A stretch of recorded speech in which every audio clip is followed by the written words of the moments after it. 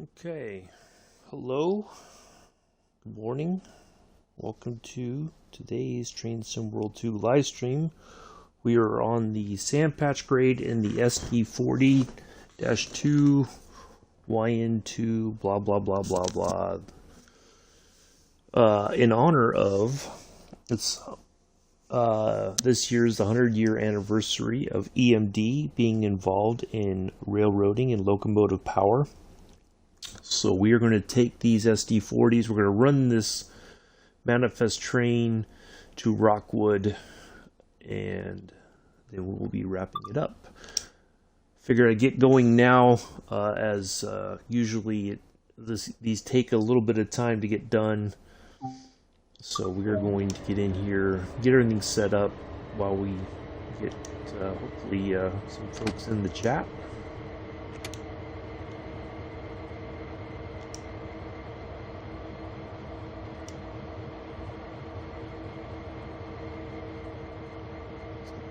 Lights on, nice and bright so everybody knows we're there.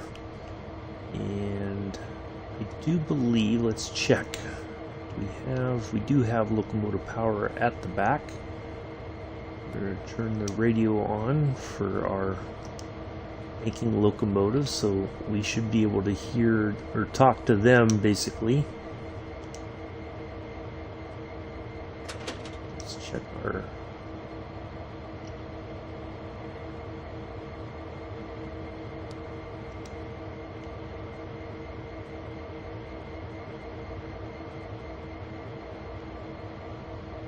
like everything is all set to go.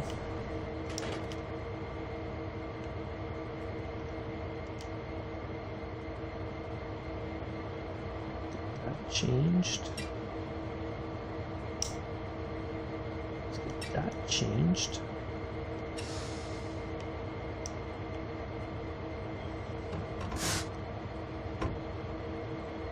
Good morning, Pithers. Good morning, Bex. How are you both?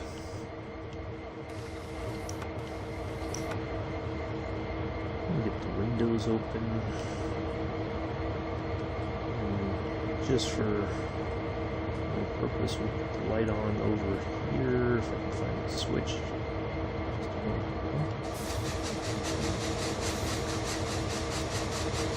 There we go. This way we have a little light in the cab when we go through the tunnels, but it's not directly in our faces. Alright, sounds like all the bricks have been released. Let's start. I'm good. Just took a little break from streaming and I needed a little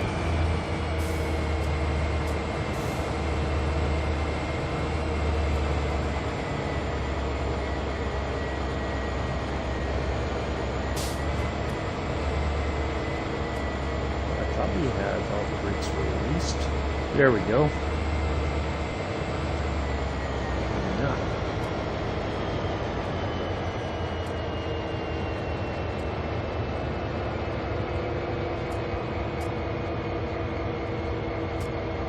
We're not on any kind of a down slope or up slope, so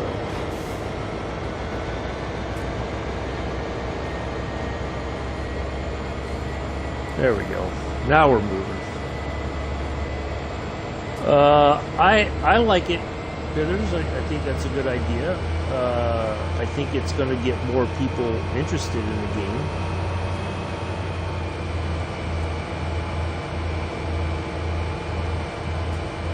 By being cross-platform. I hope. And we are going forward, so I think it's just we got a lot of weight behind us, so there we go. I think now we're moving in the right direction. So yeah, I think it's a good idea.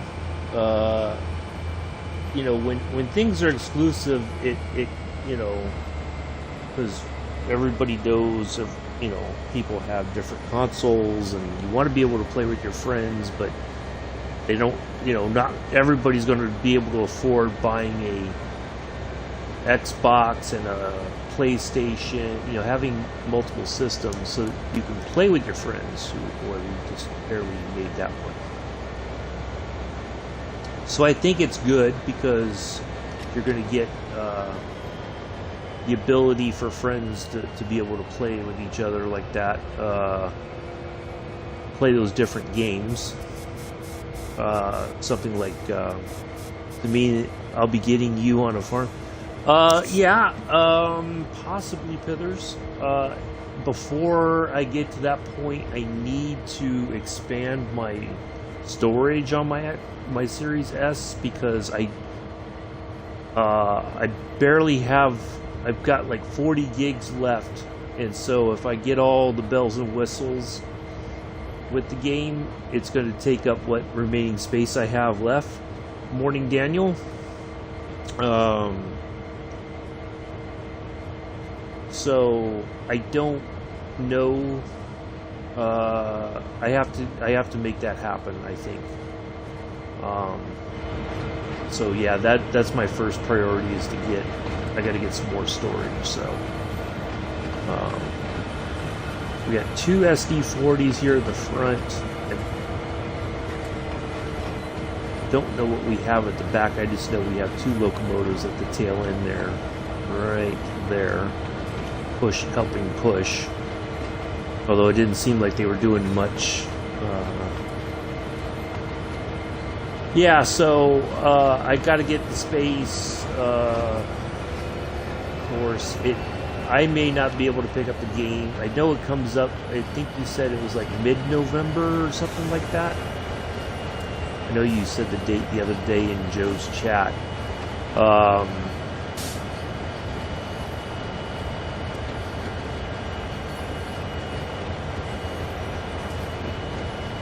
But yeah.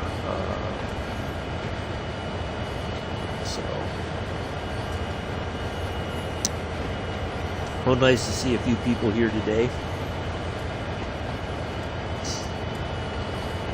So we will be flying later on, the normal time at 9. I just figured I'd get started a little bit on this one, get it going, because it's going to take a bit of time to get to Rockwood Main No.1. It doesn't take in an hour and a half. It takes closer to 2 hours.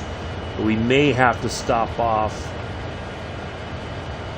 Yeah, so we have to unhook the two locomotives at the tail end, so it's going to take a bit of time, so we have to stop along the way to let our two helpers go. Yeah, I saw an article yesterday. I get emails daily from Train Magazine, and their sister publication, which is only published 4 times a year, Classic Railroading, or like it's like their historic sort of take on railroading. But they said that this is the 100-year anniversary of EMD, starting all the way back with steam locomotives all the way up to the current generation of EMD locomotive power. So I figured this would be a good kind of fun thing to do. I was thinking about going on Cane Creek, but I thought, oh, we haven't been on Sand Patch Grade in a while, and I know Pithers loves Sand Patch Grade, so we weren't doing it in the snow, but that adds a whole nother level of challenges with the wheel slip and everything. But yeah. So I figured this would be kind of a cool thing to do. I didn't even know that they'd been around for 100 years. I think they mainly came into prominence with when diesel electric, especially the big diesel engines back in the day, came into use, and the steam era was coming to an end. Eventually, I need to start Sand Patch Grade on the PS5. I haven't yet. Well, I mean, it's a nice chilled route. You know that, Pithers. Just get the training stuff done, and we'll be fine.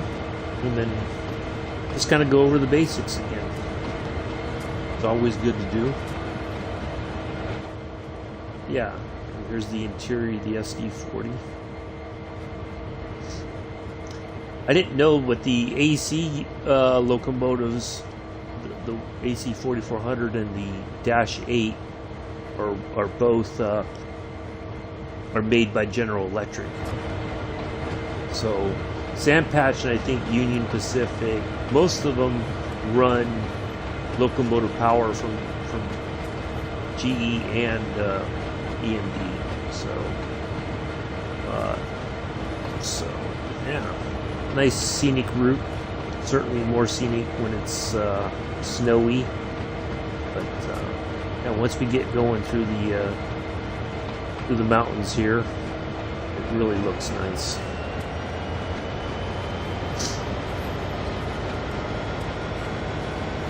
I know it's not the most popular, it's by no means a very popular route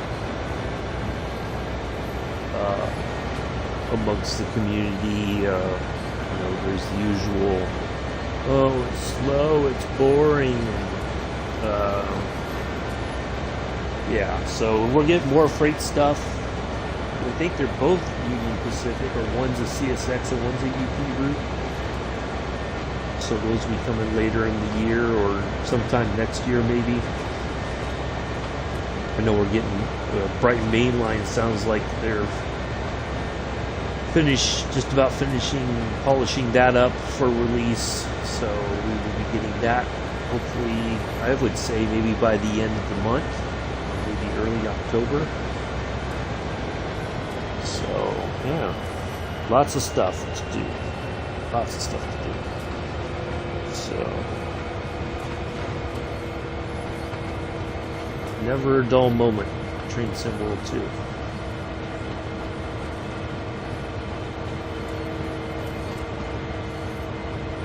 It's interesting that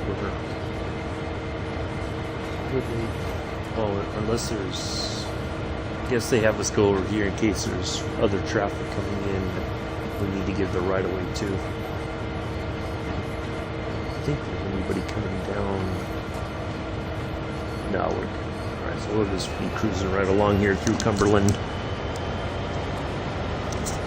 So for those of you who don't know, the route starts, Cumberland is in Maryland. So we go Maryland into Pennsylvania, which is where Rockwood Main No.1 is.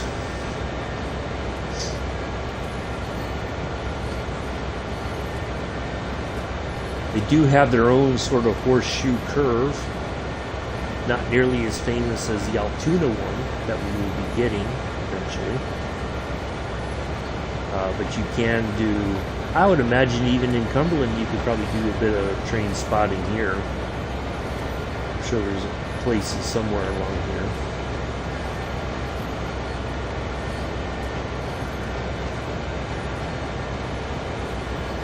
Hoping one day to be able to actually go here, and although from what I understand, some people said that they don't have as much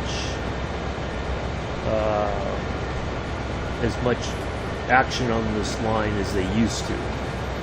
So you may wait, you know, one train may go through and it may be hours on end before you see another locomotive pass by with freight going somewhere.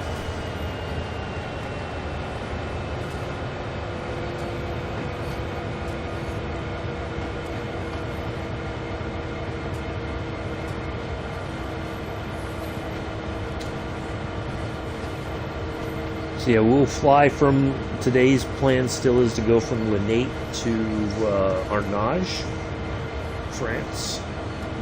That's going to be about a 2 hour, 2.5, maybe 2 hour 45, almost 3 hours. Let's just say it's very likely going to be about a 3-hour flight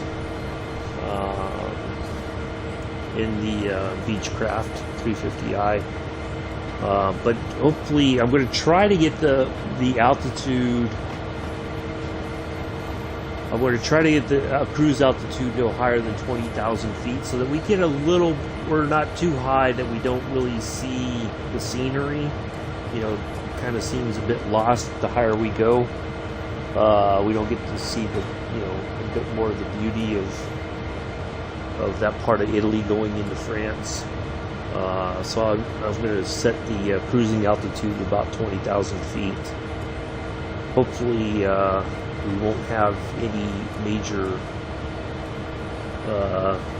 mountains that we got to go over. So yeah, I'd like to just be able to cruise and enjoy a bit of the scenery as we zip along over there to France, and then we'll wrap that up, and then tomorrow we'll be on I don't know, I'll figure it out. It'll be a surprise. We'll be back on train symbol 2 in the morning, and then our afternoon, or our flight after that, will be in Italy. We'll go. We'll find a nice. Maybe we'll fly from Linate again. Maybe we'll go down to Rome or to Venice or something, or maybe along the Côte d'Azur.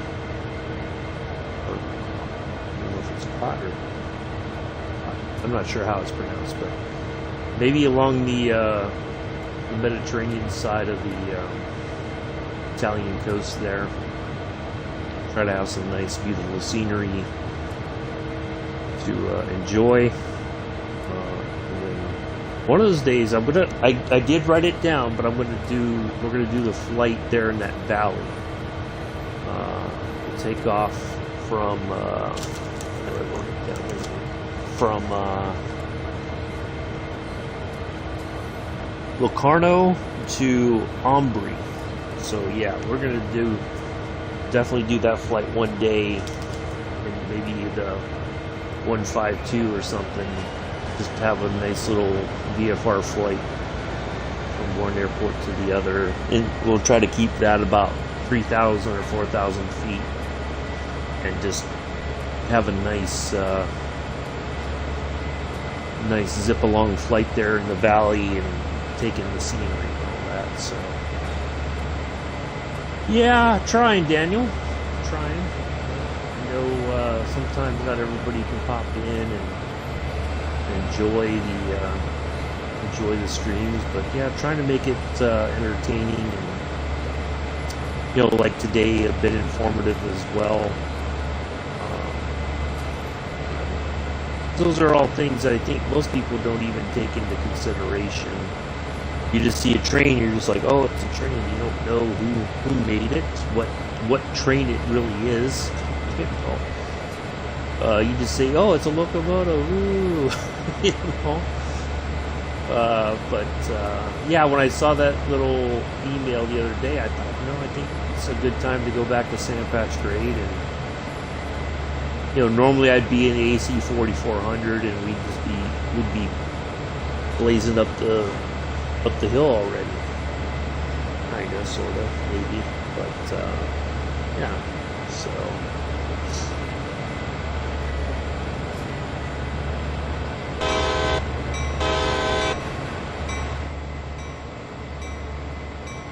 we'll blast the horn to make sure Daniel's awake for his trip to the chip shop here pretty soon.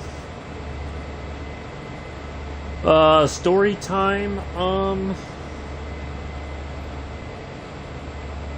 We'll do story time eventually, Pithers. Story time will probably be. I still want to do a flight around Heilbronn, Germany, the town where I was stationed at when I was in Germany many moons ago. So probably a bit of story time then. Yeah, can't really think of any other story time topics at the moment. So yeah, I don't know, but yeah, when we do that, we'll have story time.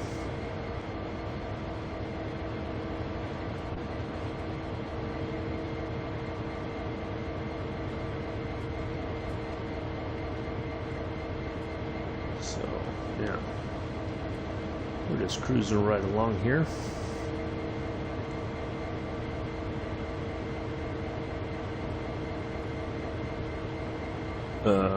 I do like hearing the stories you tell us, proper entertainment. Well, I try to, yeah, a little bit of my own history, I guess, in a way. So, oh, real quick, so you'll notice we have two different liveries for, on the CSX route. You have the newer, this is the newer CSX livery, and this is like an earlier, with the yellow, dark blue, and a gray. For those of you who watch my channel, whenever I do sand patch grade, my lead locomotive, the one I drive, is always the yellow, blue, gray livery locomotive.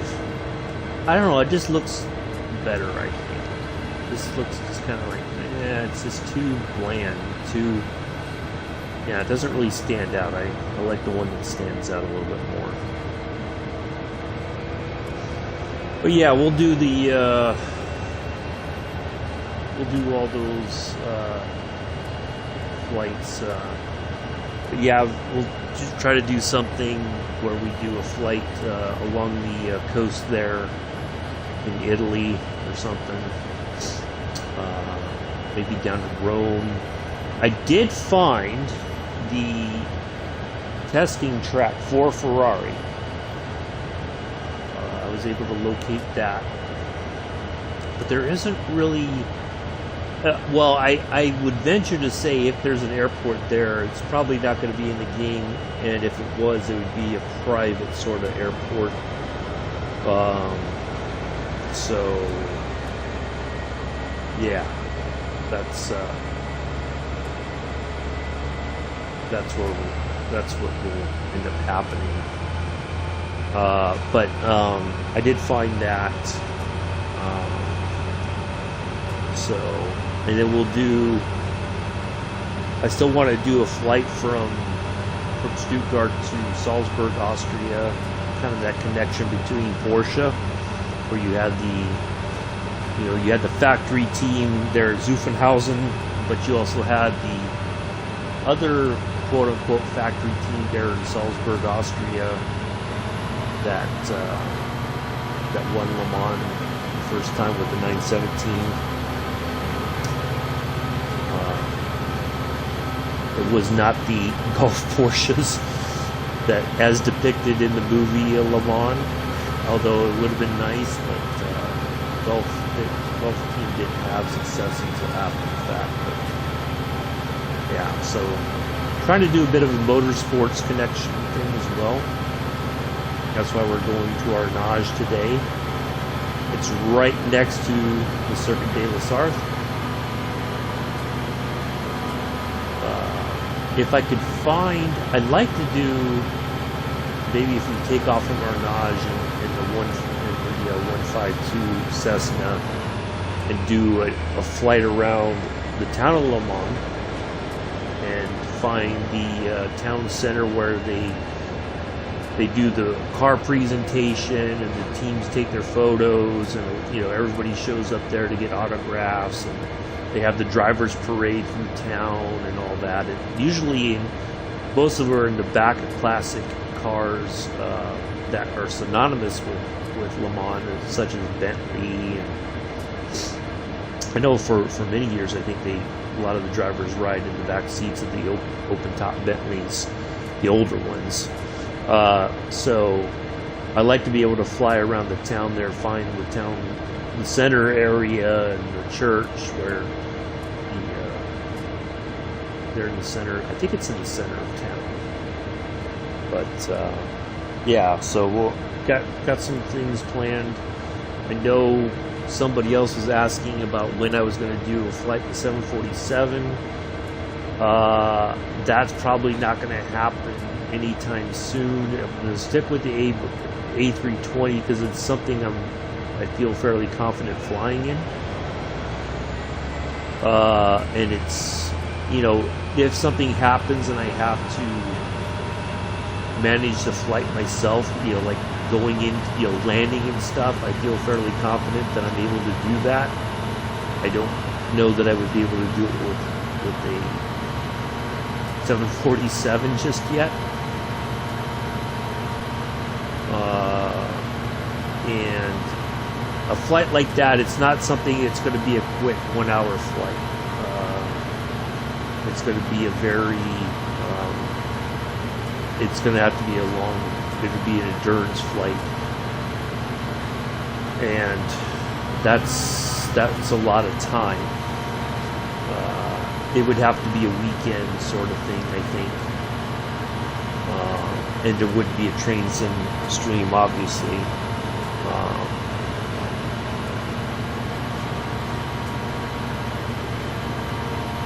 But I guess I could do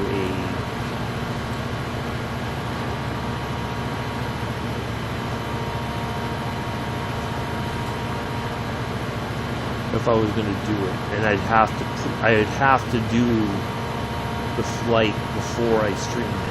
I would have, if I do like New York to San Francisco or something like that, or because that's what the 747s generally used to fly, I do believe. But now you have planes like the A320 that probably do the flight a heck of a lot quicker, and it doesn't utilize as much fuel as the 747s used to. A flight from New York to London, I think, would still be, that's a massive amount of time. I think that's at least an 8-hour flight, if not more, depending on what route they take. So yeah, I know there's people who stream stuff like that, and that's fine and good, but I'm wary of committing to something like that, because what I envision would happen is there would be a lot of people there for the takeoff, and once we get up to cruising altitude, then everybody would bugger off, and then there wouldn't be any action in the chat. So it'd be kind of dead in the chat. And then everybody would be like, "Oh, I'm back from the landing. Did we make it? Did anything happen?" And and that's another thing too. I'd hate to be halfway into that and then the game crashes. So, yeah, that wouldn't be good either. So I'm a bit skeptical of undertaking a flight that long. Alright, Hinman's coming up, so that's our first via point. And then we're going to hang that hard left and start heading up the hill. So buckle in and prepare for the G-forces, just to get an idea. So we're going to zigzag through here. And then right there is where we hang that hard, we hang that left and start heading up into the hills. And that's when things get a little, we really slow down, but with the banking locomotives at the back end, I think we're going to be okay. As long as we maintain some momentum going up into up the hill. So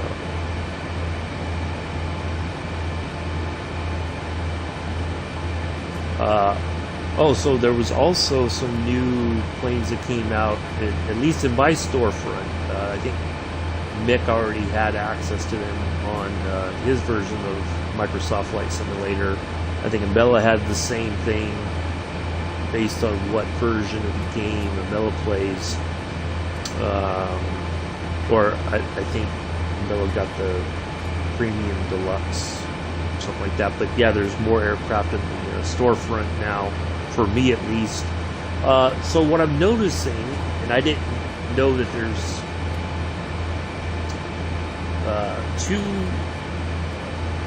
there's like two types of aircraft you can buy in the game. One is what I've heard referred to as a study level aircraft. So like the A320 obviously seems as a study level, although you can fly the plane yourself if you so desire. if you have that kind of patience and are able to, you know, not utilize the autopilot and all that, and then you have aircraft that are not study level, or something like the Spitfire is clearly not a study level aircraft, where you have to be very you're going to be flying the plane manually. There's no autopilot, you know, so it does take more skill. Obviously, I think probably more skill than I can do with the controller. So a lot of the military aircraft are not study level. They require, you know, you to really have a better understanding of flying and your ability to utilize your systems appropriately to fly at a you know, you're not all over the place, basically. Whereas I felt that's how it was when I fly the Spitfire. You know, it's very fast, minor adjustments with the controller, and it's like the plane's just, it's really difficult to control. But you know, there's some stuff that I put on my wish list that eventually, over a period of time, I would like to get some more aircraft, get some different stuff, and then of course I'd like to get a flight stick and all that, so that I can do all those, be able to fly those things a little bit better than I can with the controller. So yeah, that's all in future planning, but we're going to stick with the study level stuff. Try to make it entertaining, try to make it fun, and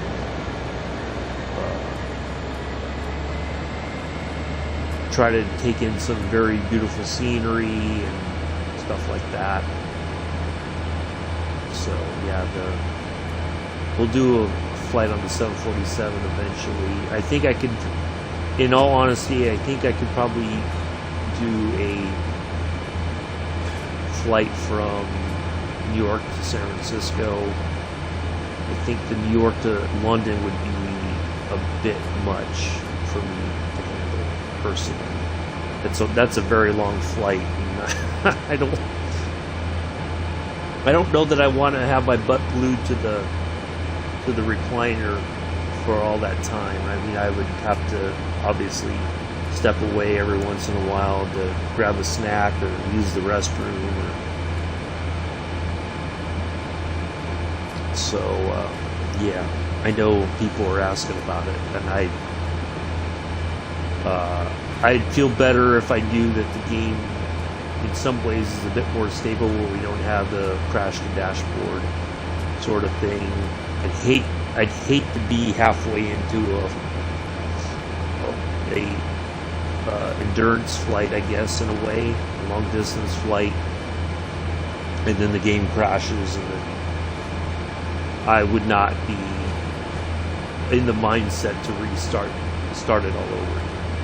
And they don't save, you know, it's not like on Train Sim World 2 where, you know, as we get closer to Rockwood, I'll save the game just on the off chance that we run the red light there as we get close, you know, right near our stopping point. Because that way, so we don't run the risk of, you know, throwing all of our time right out the window.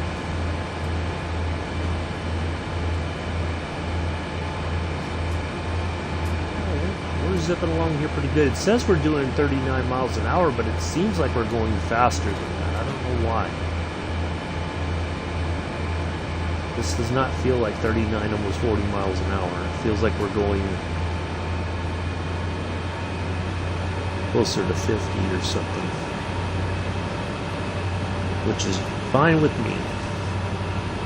Yeah, look at the scenery. You got these nice, lovely trees. This is one of the older routes, apparently, in the train sim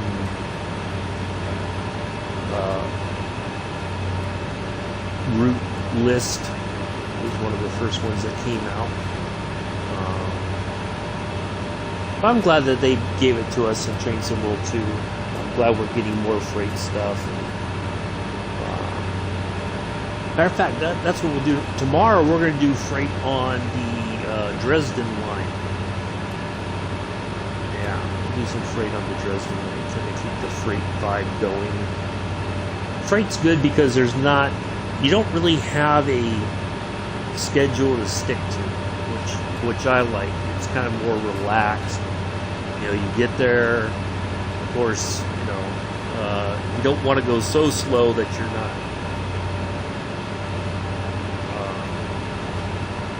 I like to maintain my speed, of course, but not go too terribly fast.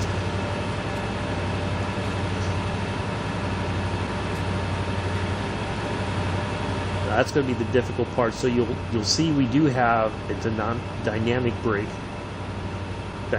brake system here on the top. So we may use that as we start we descend into Rockwood Main No.1. We're going to go downhill for a while, then it's going to flatten out a little bit uphill, then back downhill. It's going to be almost like a roller coaster. Okay. We'll be here, Daniel. You know, we're still working our way up to Hindman, so you got time.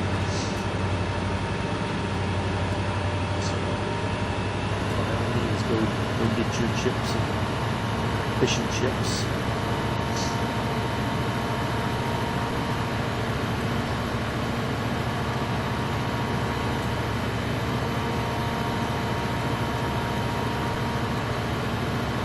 Surprised Mick hasn't popped in yet. Maybe he's lurking in the background.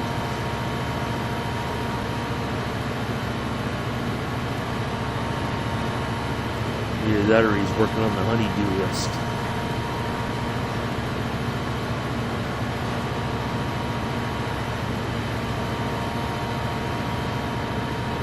Battered sausage. I don't think I've ever... Did that just sound...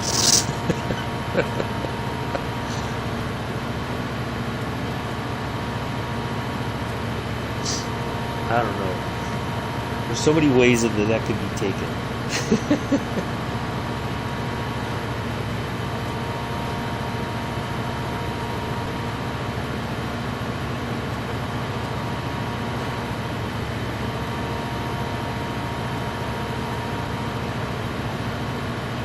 Well, I guess a corn dog would be like, in a way, be considered like a battered sausage. Or Mick is in the swimming pool in his garden. That could be it too, possibly. I know he said earlier in the week that his wife had found stones for the garden that she wanted. So he may be working on that. Although he may only be able to do a little bit at a time because of his arthritis.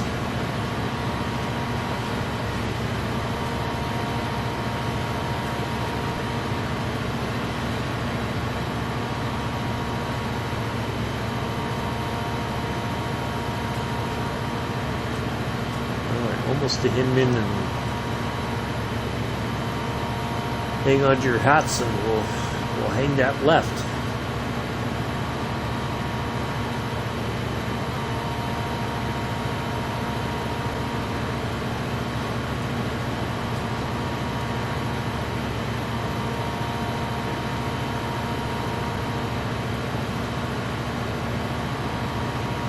Try to keep the speed up as much as possible, but then we'll come off the throttle here just as we get ready to, just after we get past the Via Point marker there. It's a neat little town here, I would imagine, in real life, Hinman.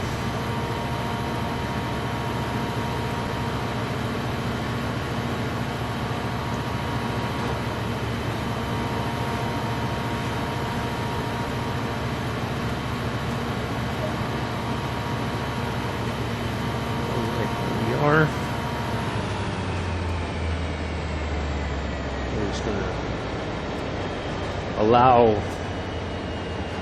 the 1.3% grade to naturally slow us down. If we go a little bit fast, that's okay.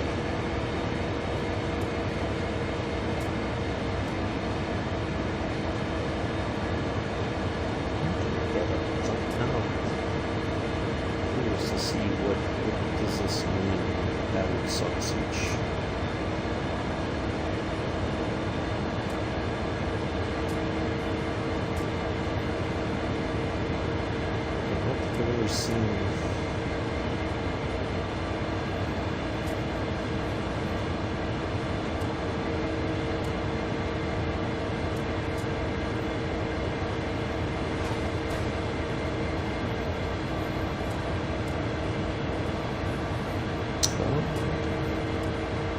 Well, we slowed down all by ourselves.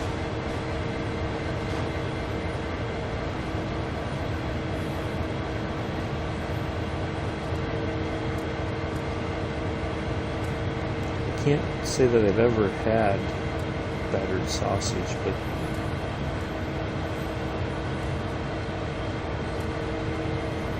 I'm guessing there's some sort of a joke behind the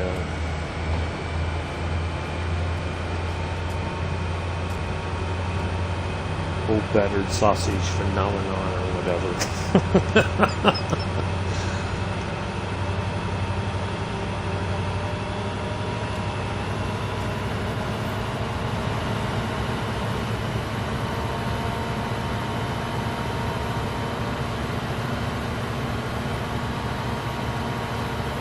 Have you heard that people are already complaining about them bright mainline screenshots saying stuff isn't correct on them? No, Pithers, I don't. One of the things that I've stopped doing is I don't watch the when they talk about, you know, showing things or whether it's an article or a video, whatever. I don't do it only because it seems that people complain just to complain. Okay. Now, of course, maybe in the screenshots things don't look correct because that may have been a working sort of model at the time when they took those screenshots. It may not reflect the final product. They just want to give people an idea of, more so I think, of what the locomotives are going to look like, not so much the background scenery. Okay. I think that's the problem now, that people expect that oh, these rocks don't look like they do an actual sand patch grade. Oh my God, I'm going to freak out. Like, I think they modeled it, you know, based on whenever they went through and scanned the route, right? I was in PSN chat with Sir Pete last night, and he was saying he's been seeing people, well, because people just, they're never satisfied with what, you know, Dovetail Games has to offer. They want to pick at, they want to find those little things that they can, oh, well, this building is not where it should be exactly. Oh. Like, you know, people need to relax a bit. And just, you know, if the building isn't in the correct position, or the bridge, or, you know, whatever, I mean, really, you're going to find that to complain about, when, instead of saying, well, we're finally getting a route that everybody's been wanting for quite some time, and it may not be 100% perfect. It may not be, like, I don't expect them to have the same level of realism as, you know, like, if we look at the aerial stuff generally from Flight Simulator, you know, it's, but, you know, I think just the immediate distance off, you know, around the tracks, I think they do a phenomenal job of representing that. Is it going to mean that it's going to be 100% spot on? No. There's going to be some errors, because one of the things I learned a long time ago, and I didn't realize this, when I worked at a company called HJW, we did a aerial. We put together an aerial photography representation of the entire state of Missouri for the U.S. Geological Survey. The only route I've been doing since I got... Oh, nice. So we had to cut out basically kind of like the middle of the photo. And my boss had developed a software program that you put in these points, right, on the photo, and basically what that tells the software, we would set everything up. We would spend all day picking points, and then we would run the software overnight, and it would do, say, 20 images, and they were all sequential, right? This is the strip of the photo. And we had everybody who worked on it had a we had a printout of what area we were working on. Okay, you're handling these strip of photos, and I'm handling these, and whatever. You cut out the middle because of the curvature of the earth. With the photo on the edges, because of the curvature of the earth, you're not going to get very good information. Good morning, Mick. There he is. So what we found was that the overlapping, so let's say I take a strip of photos, I go across from west to east, okay.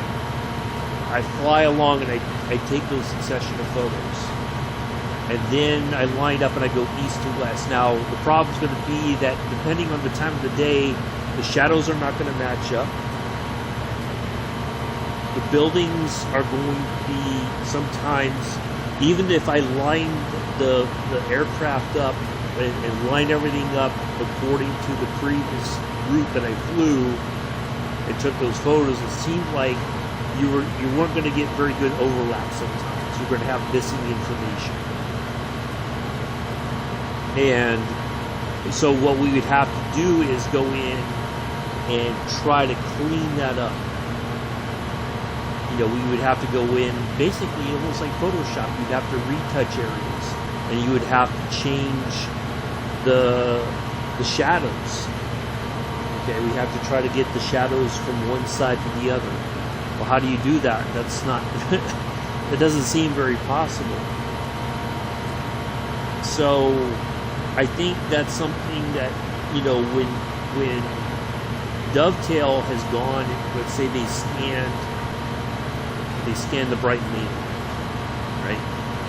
Which for them is probably much easier to do than to go back and rescan all of Sandpatch grade. They would have to pay somebody to go and scan in, because there's no telling how old this data really is, right? So if they do that, that means now they have a whole wealth of new information to deal with. How do they put that in and represent that in the game without any major issues? Well, sometimes that's easier said than done. So I think the people that are complaining seem to think that, Dovetail games, everything should be spot on 100%. I don't think that's a very reasonable expectation, because the way that the systems are designed, I don't think that you can reasonably do that. And people need to understand that. If you're able to, like Hitters, you brought up a very valid point. Cathcart Circle, you've been on that route. It does look like you would remember it, and that's good. And for many people, Brighton Main Line is a route that they've been on in real life, and they want everything to be exact. And if it's not, oh my God, I'm going to lose my mind, and I'm going to call Dovetail Games a bunch of nasty names, and I'm going to tell Sam and Adam and Matt and the whole team that they're jackasses and blah, blah, blah, blah, blah. And I'm never buying their product again because I've been lied to and misled. And,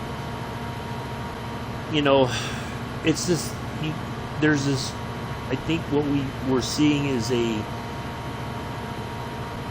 group of people who they're just never happy with anything. They're miserable, and they want to make everybody else miserable.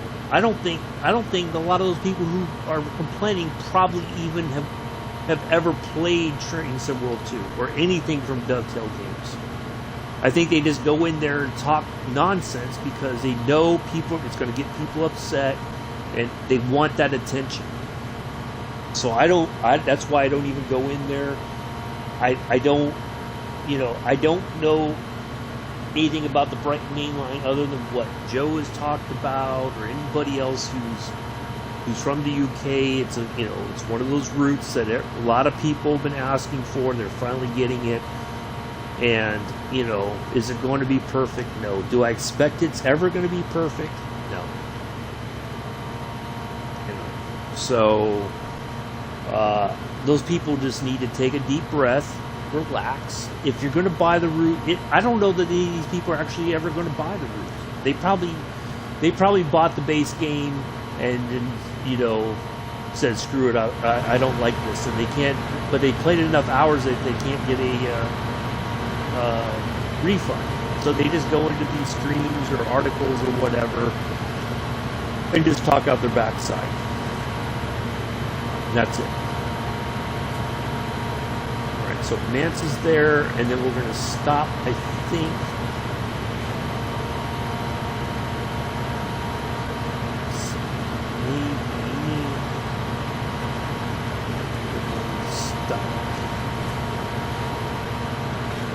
Come off there somewhere and then rejoin.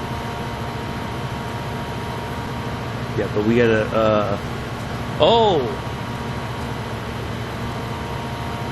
speaking of F1, Taylor's knows we talked about this the other day in Joe's chat. Nick, if you've got Netflix, do check out, if you haven't seen it already, the Michael Schumacher documentary. It is really well done. Kind of an eye-opener in some ways. A lot of behind-the-scenes things that people, I think, never knew about him. Not all of it is, I wouldn't say not all of it is pleasant, but it does give you a bit more context about him as a person. Yeah, very well done. If you haven't seen it yet, I highly recommend giving that a go at some point on Netflix. This is called Schumacher. And the cool thing was, and I thought his parents had long passed, but his dad talks, which I thought was really, really cool. That they got to have his dad as part of the documentary.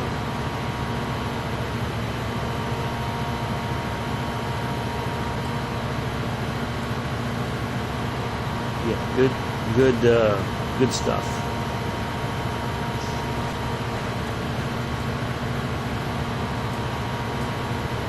Yeah, I've been waiting for Mick and Pulse to stream something.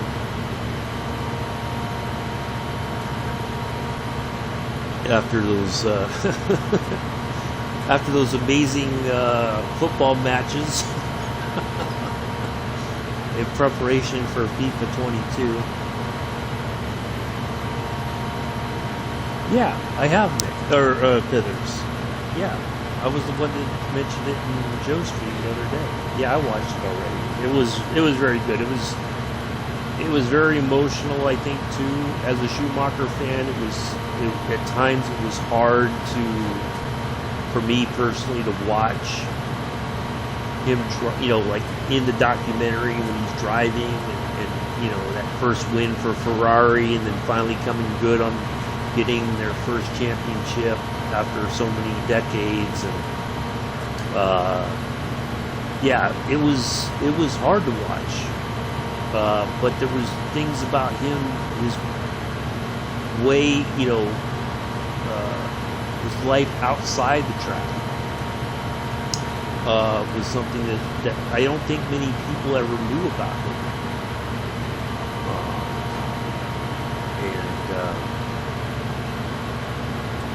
His wife does a lot of the talking.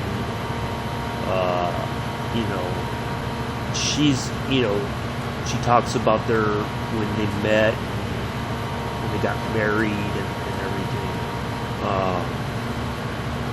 Yeah, it's a very eye-opening sort of.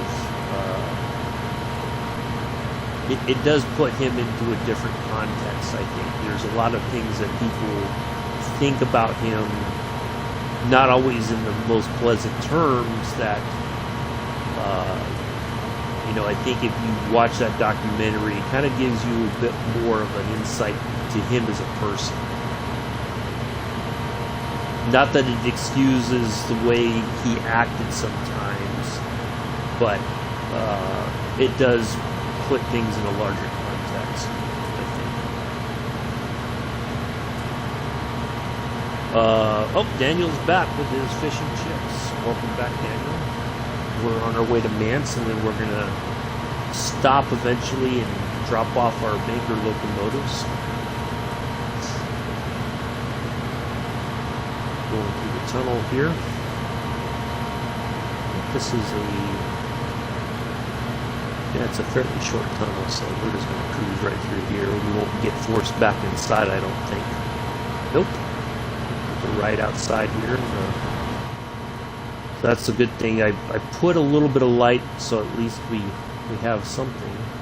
Not that we need to be worried about our controls or whatever.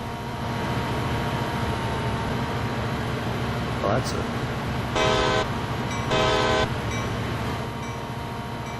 nice shot. Nice, would have been a nice screenshot.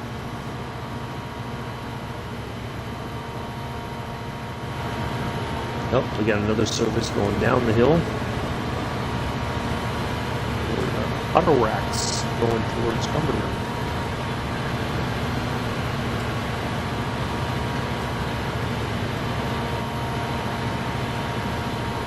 I did spend some time on the Dresden route yesterday, just finding the collectibles. And well, the spray cans and those little garden gnomes are really tough to find. They put them in some really weird places. Ah, you got the peas as well. Nice. Can't ever say I've had fish and chips with peas. I guess that'd be okay. I don't know.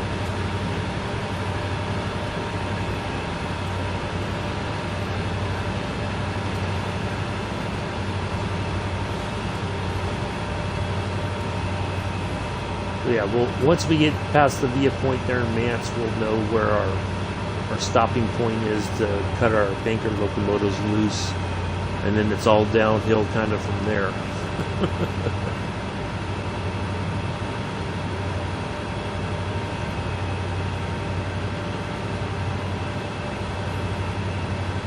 I'm doing okay, Mick. Yeah, I just took a few days off from streaming and just did my own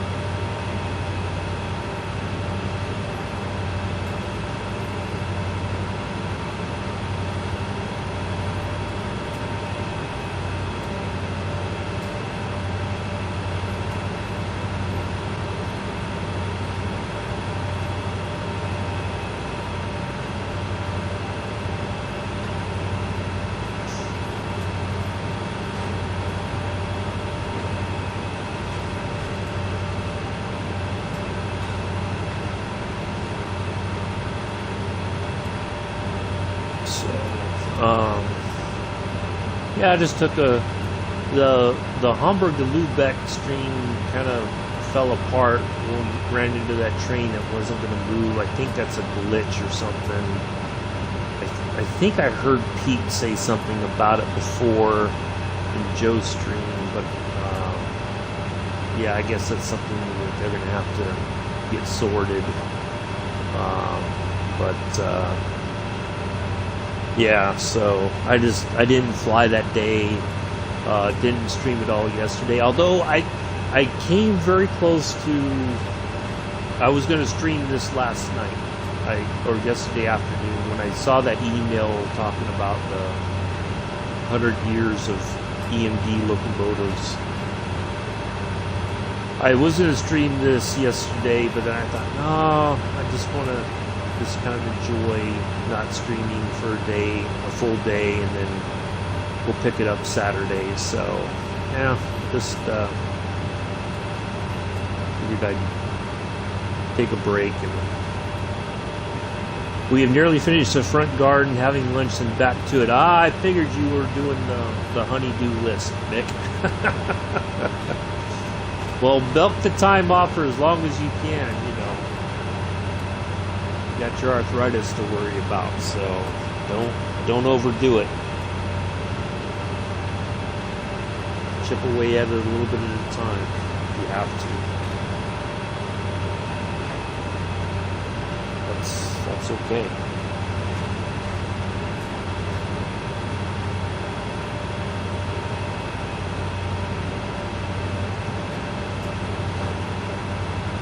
I'm surprised the Villa hasn't popped in yet. Since it's a little bit later in the morning, I figured the Villa would have been here by now, unless the Villa's stuck in the fridge.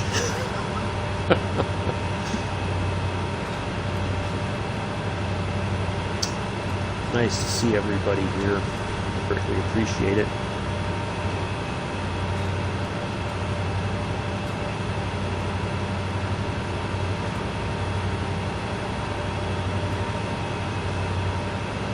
Always nice to have an audience to chit-chat with.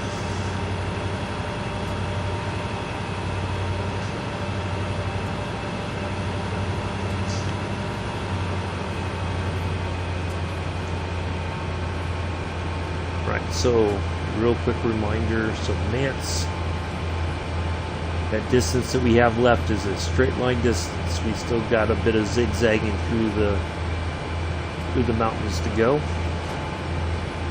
This is 5.7, that is a straight line distance.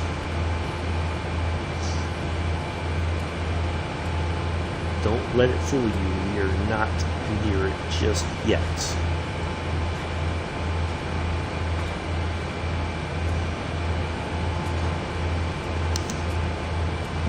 Yeah, I wish there was a way. I don't know. I guess it would be kind of hard with the sound of the engine in the background. But if there was a way to have some just like chilled background music. Sometimes that would be nice.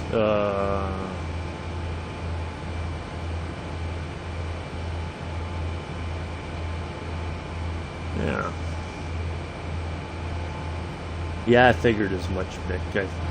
I had a feeling that that's where your attention was going to be, was the stones that the wife bought to put in the garden.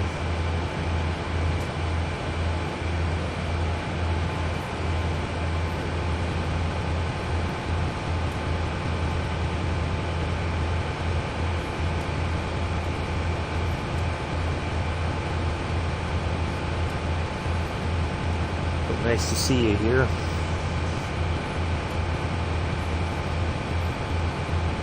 We'll definitely be flying later on at our usual time at 9. So it's going to be, we still got a bit to go, so it's 7:30 almost now. Streaming for over an hour, just over an hour now.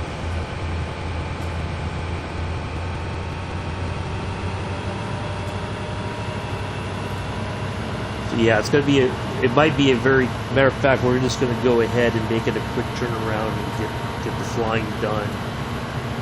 I'll stop the stream, get everything reset, and then we'll go flying from Linate, because that's going to be about a almost 2.5, closer to 3 maybe hour flight. Too early in the morning for that nonsense. Yeah, I just needed a little bit of a break. Thursday just didn't seem like it was going very well, and so I just thought, well, maybe that's just a sign from the universe that it's time to take a little break from streaming and everything, and so yeah, I just needed that time to kind of unwind a little bit.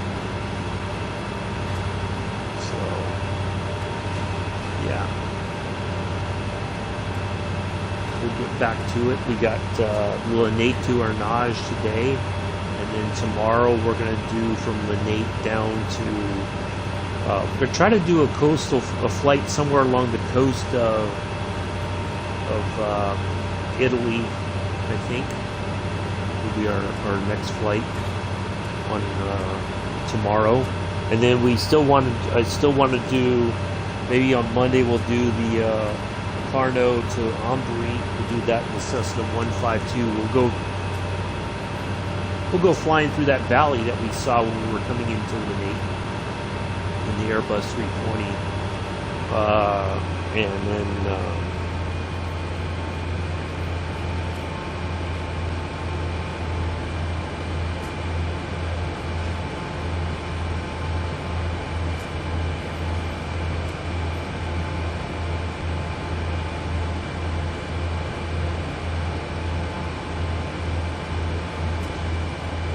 so yeah, we'll do that. Yeah, I did kind of spend some more time on Division 2, although I think, quite honestly,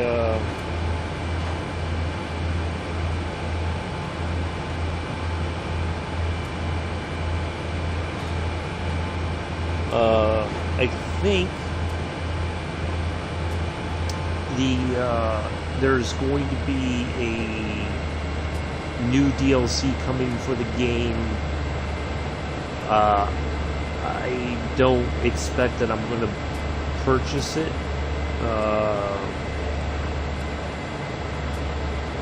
So it's like I'm doing all this stuff right now, but at the same time it's like, well, if I'm not going to spend more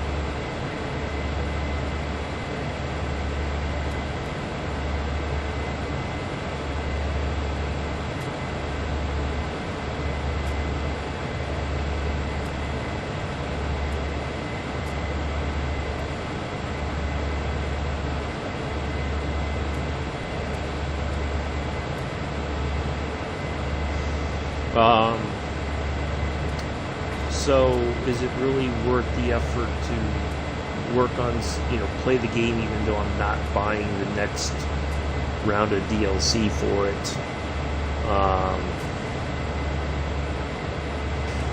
So, I'm kind of having a bit of a struggle with that. Am I kind of wasting my time doing something all for naught, that when I'm not going to be playing the game much further than where I'm at right now? Because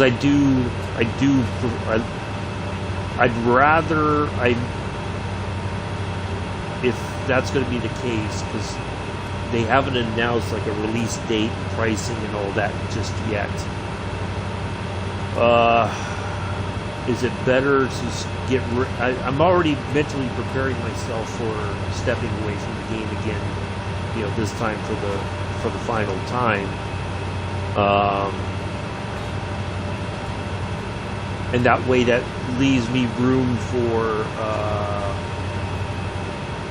well, in a way, yes. I mean, like, I came back because I was like, I like to have something to do other than playing trains and flying, and so it was like it was a good sort of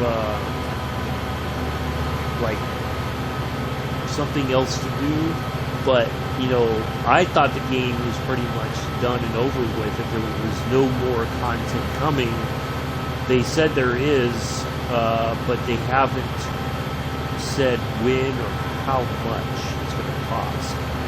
Even, I think either Saturday is going to be another seasonal event sort of thing, which still means that you're going to have to buy the seasons, or you're going to have to buy it straight out like a pass thing that gives you access to all the seasons that are going to be coming out.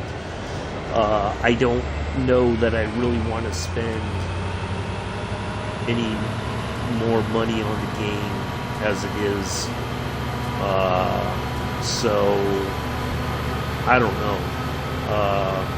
because then that frees up some space either for Farm Sim 22, or I'd like to get, whenever it gets released, of course, Forza Motorsports 8, if and when that ever comes out. It may not be till next year sometime, it sounds like. I know apparently they're working on it, but I think the PlayStation players will see GT7 before Xbox players see anything from Forza Motorsports 8. I'm not going to buy Horizon 5. I don't like the Horizon games. I played them and I don't really, that's not my cup of tea, so to speak. I don't like the point-to-point racing and, let's see how much stuff, this doesn't appeal to me. So, yeah, but I like to do the racing thing, do a career mode, and yeah, I know bidders. So, once I know more about what's coming up for Division 2, but I've already made up my mind that if they're going to charge, if it's a seasonal thing or whatever, I'm not gonna invest in it beyond what's already been done. Yeah, I can't. I mean, it's fun to a point, but it's very repetitive. And after, of course, this game's repetitive too. But you just pick different trains in different countries, and, or you can create your own scenario. Like I could have put the Union Pacific SD40 here at the front today.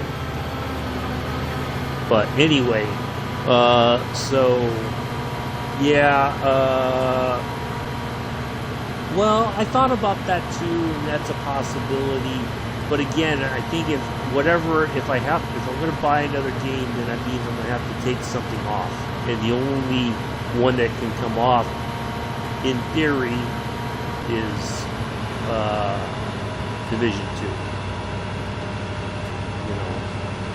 Because it's not something I stream. I wouldn't mind streaming F1 21. But I don't know. It's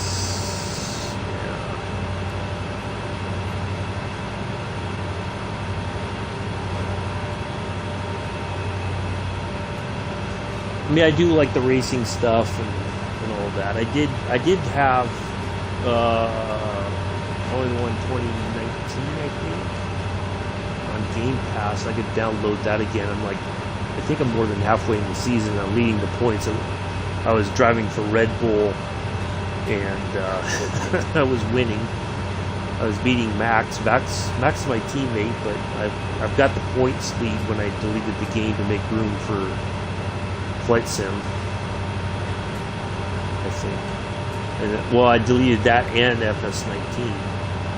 So I haven't even been on FS19. I know that they've got lots of updates out, new mods and whatnot. I think probably some of that in preparation for Farm Sim 22. Yeah, I just think that because there's also lots of updates still coming for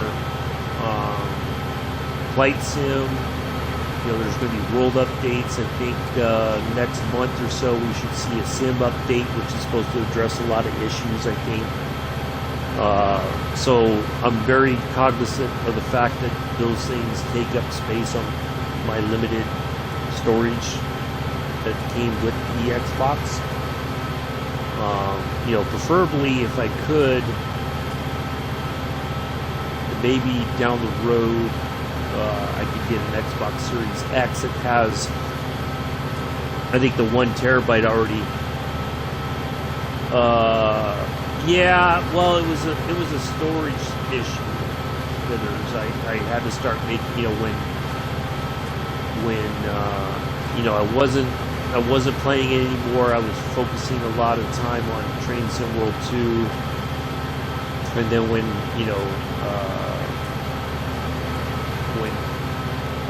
Flight Sim was announced, I was like, oh, I definitely got to make room for that. I want the space to be able to get that. You know, I pre-ordered it to get all the bells and whistles, so to speak. You know, so that's the only thing is you know, I'm going to have to get an external storage sort of thing, or something that is going to give me a little bit more space so I can add games back on. Yeah, I know, yeah, we talked about Battlefield. That's going to be across platform as well. You know, there's all these games. It's just a matter, it's, for me, it's, it's, can I afford to buy the game where it's not going to put me out financially, because I am on a fixed income, and do I, you know, plus I got to get the storage space for it. So, yeah, if anything, the sacrifice would be that Division 2 would have to go in order to make room for something. What that something is I don't know. Alright, we're almost, excuse me, we're almost at Mance, getting there.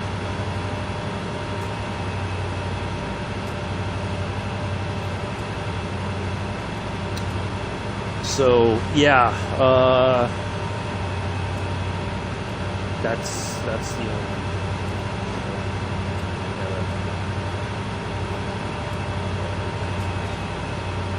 I gotta get,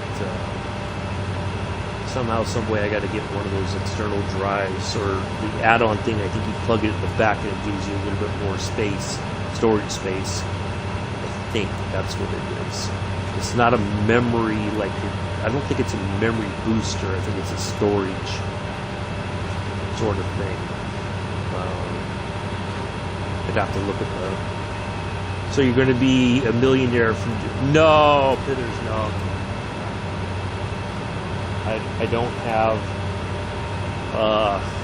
quite honestly, and this is just a self-assessment, honest, you know...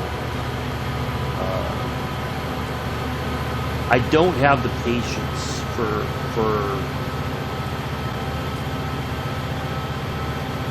I don't have the patience to be that sort of a person on YouTube, I guess. Oh, no, I won't be a millionaire. No, I don't. Part of it is, I think, you know, I don't tolerate very well. I mean, people, I don't mind if somebody makes a suggestion, right? If somebody says, hey, would you mind doing this? You know, if it's a reasonable thing, you know, like if somebody said, hey, can we hear the horn on the SD40? Okay, I haven't tooted the horn in a while. That's okay. But when it's somebody, and you guys know who I'm talking about,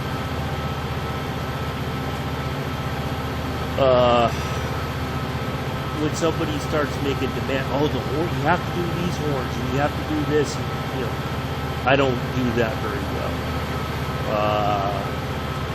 Because what I notice, I think part of it is the people who come in and make those requests, A, they're not the ones streaming themselves, or if they do, they wouldn't appreciate somebody coming in and making those demands of them,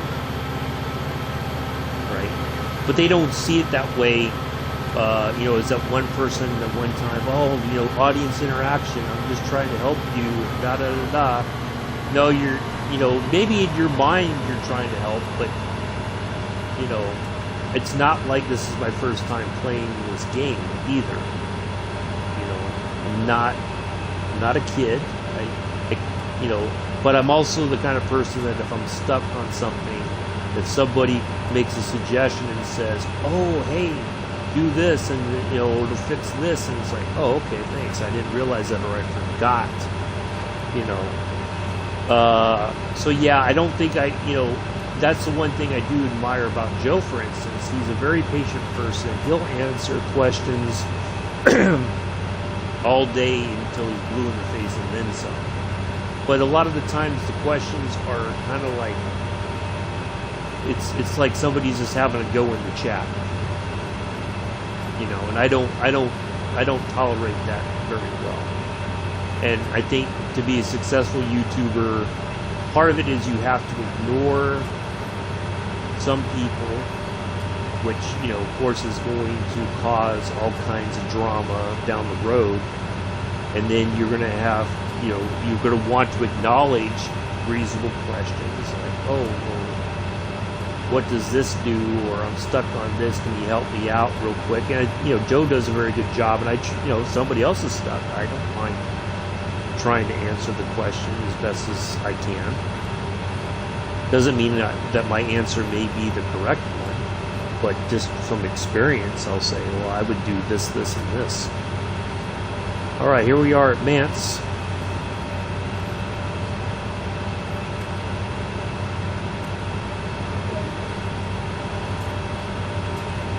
All right, 3.1 miles is our stopping point up yonder there. Let's have a look at the map. We are stopping right there. Pick our bankers loose.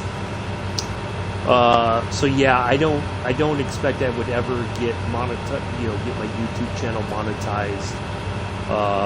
I'm happy. I think I'm at 67 subscribers. I know that not all 67 are ever going to come into my stream.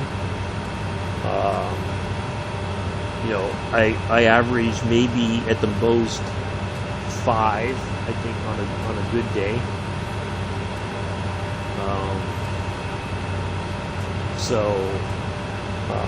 Which is fine. I'm not expecting, I don't want to be famous. I don't want to be an influencer or whatever. I just try to share, you know, some games that I like.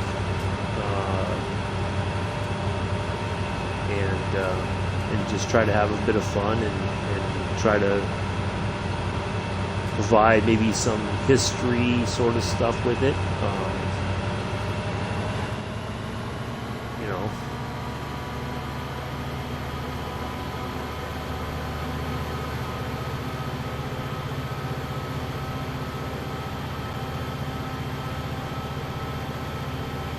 But yeah, I don't expect that I would ever be famous from for instance, Davidoff, he won't take an answer from anyone else but Joe, and he will keep. Yeah, and I don't like that either.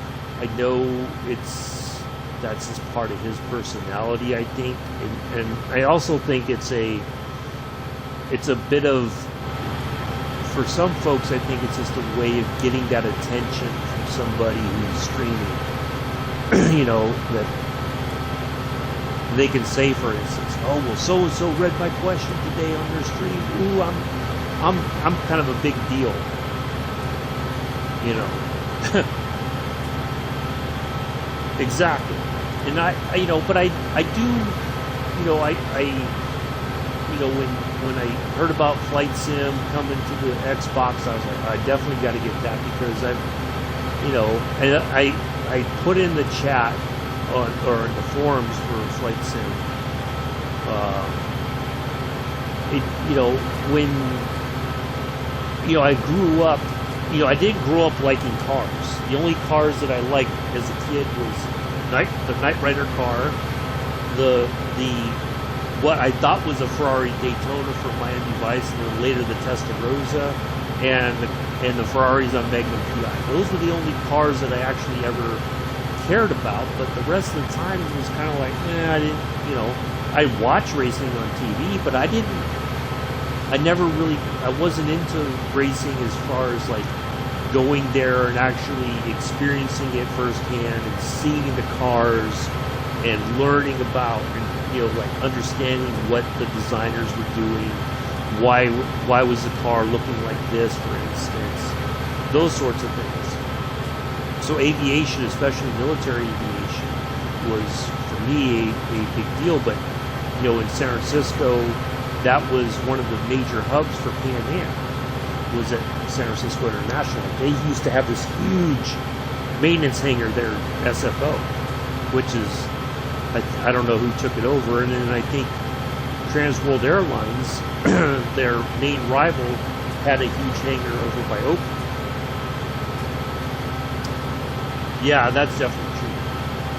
But I always, you know, with the whole nut tree thing, talking about that, you know, it brought back a sense of my life.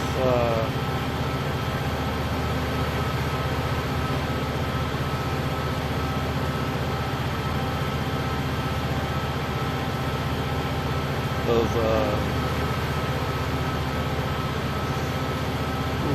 got the 4-hour race at Spa-Francorchamps today.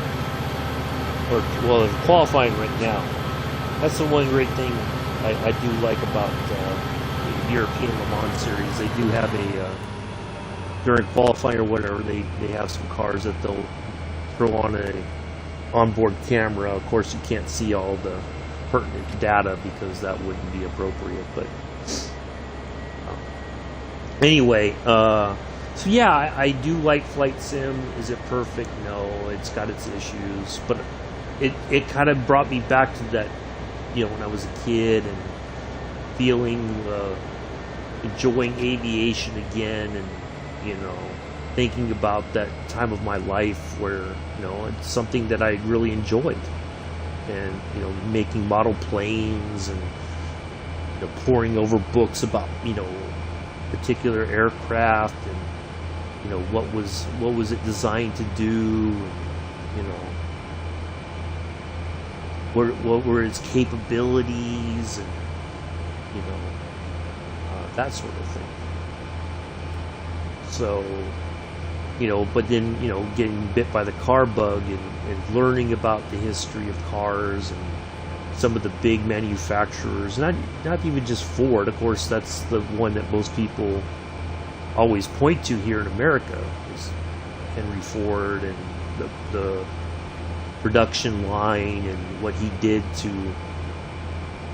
modernize sort of working conditions, and, you know, paying his workers a really good wage and making sure that they were looked after, and what, you know, that sort of thing. All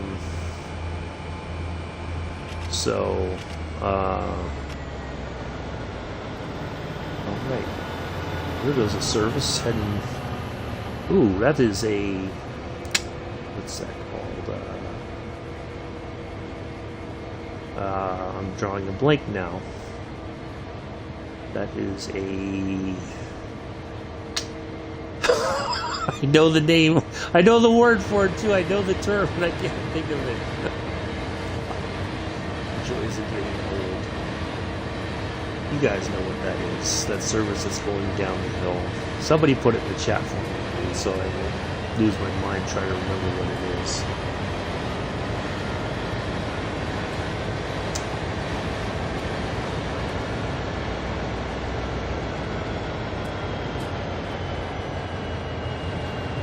Slightly downhill here.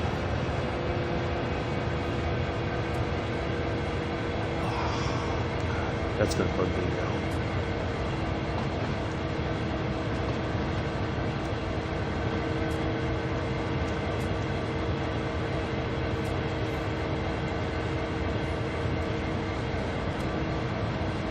Intermodal. There we go.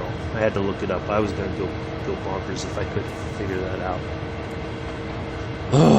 Intermodal services headed towards Cumberland. I see every once in a while here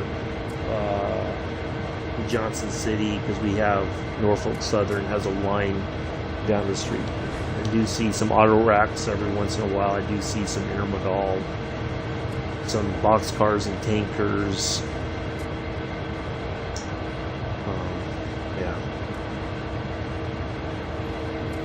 Oh, never mind, Daniel. It was the stacked containers, the intermodal services. I couldn't remember the word intermodal.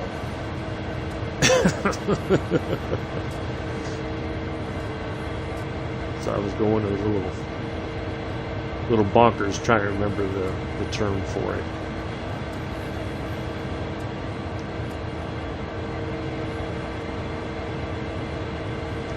Alright, so we're on the downslide of our trip, pretty much. We're going to stop here, and then it should be a fairly good run up to Rockwood Main No.1.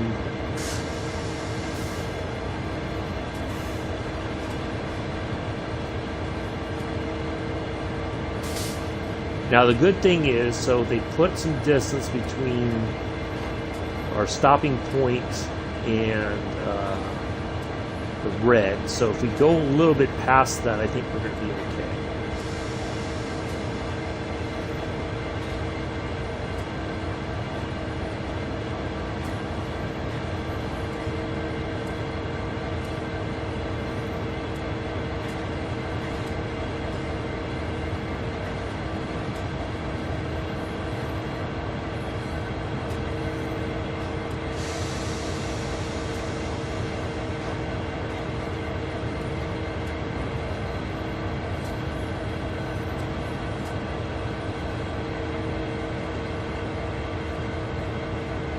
Joys of getting older, you forget those little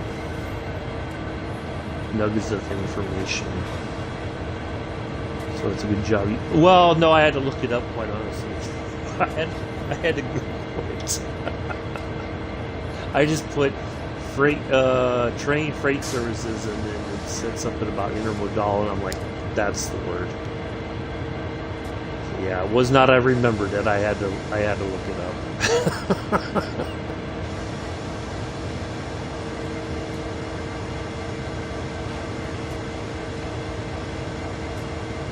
Alright, train, anytime you want to start slowing down here.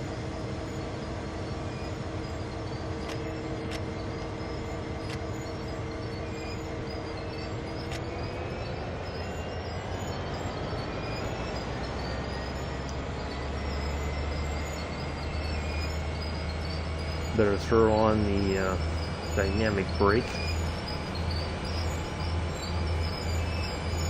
Finally coming to a stop. Yeah, I know, Daniel. Yeah, I did. Alright, we're going to run back. If I don't.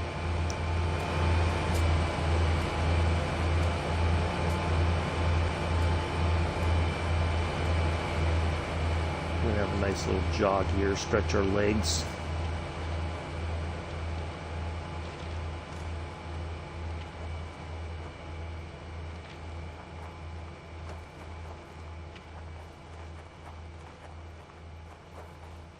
It's a good time to take a break, go grab something to drink, a snack or whatever. Because once we get this unhooked and get running back to the cab, we'll be on our way to Rockwood Main No.1. I think we do have one more via point, and then we'll be at Rockwood.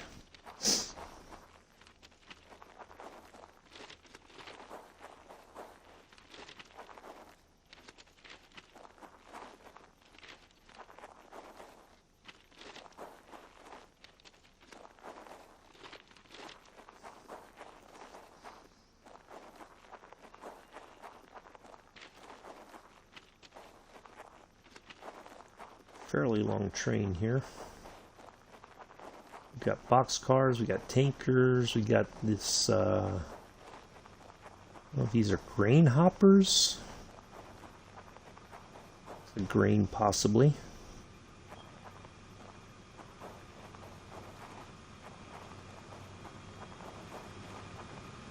Yeah, that's pretty cool.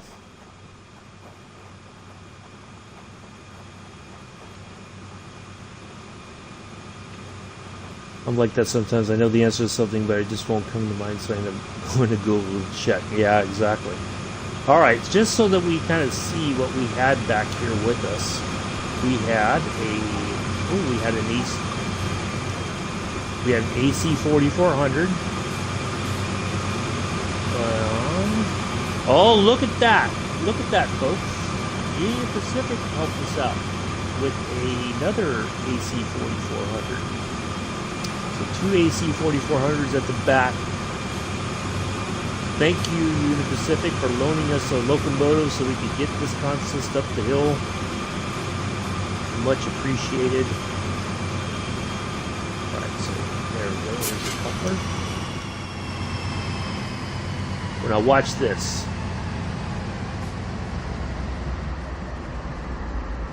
They should depart. It should start heading back down on its own. We'll see if it departs.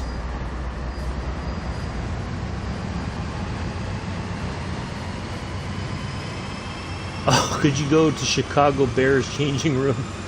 Oh, there they go. Thank you, AC 4400s, and thank you, Union Pacific, for your help today. That's pretty cool. I did not expect that. That was pretty awesome. I don't know what to tell you, Mick. So that's one of the things I will admit. Years and years and years and years and years ago, we're talking Joe Montana, Steve Young, era football, who else? Brett Favre, Dan Marino, who else? Yeah, I used to get up and watch football every Sunday, American football. And I'd be up early, I'd watch the whole pregame show stuff. And after a while, I just decided that, a lot of these players get into all kinds of trouble in the off season, but it always felt to me that they were never fully held accountable for their silliness off the field. Never mind a lot of their silliness on the field, but their silliness off the field as well. That coupled with the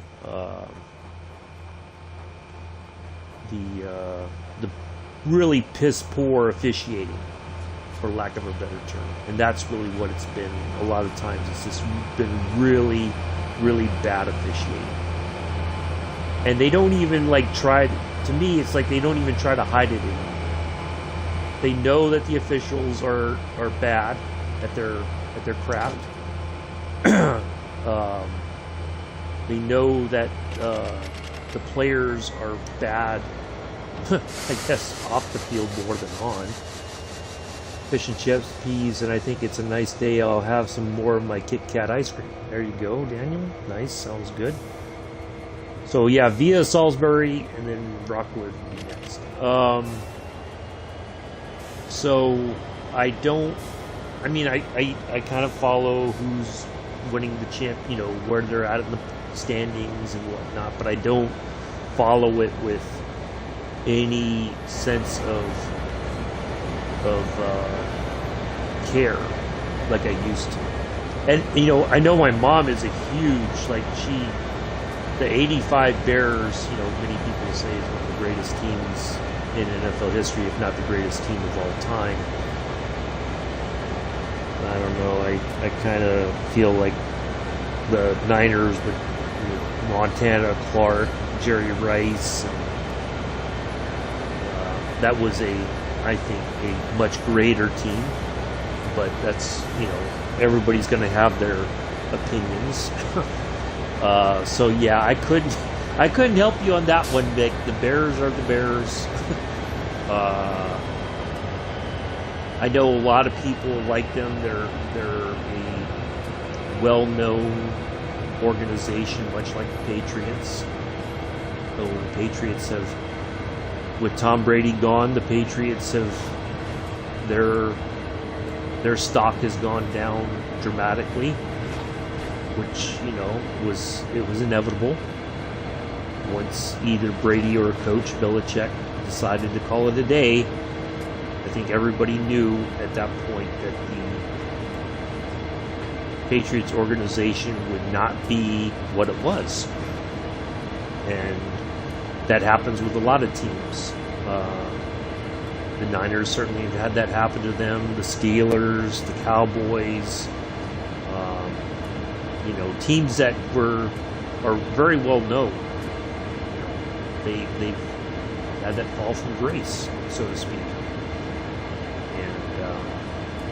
Yeah. So I don't know what to tell you, Nick.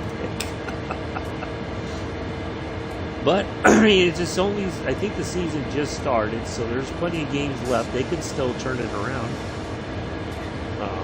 Although with the amount, and see, that's the one thing that kind of upset me about officiating overall is you only have so many games in the season, and if all it takes is a string of bad calls over a few consecutive games, and there goes your season.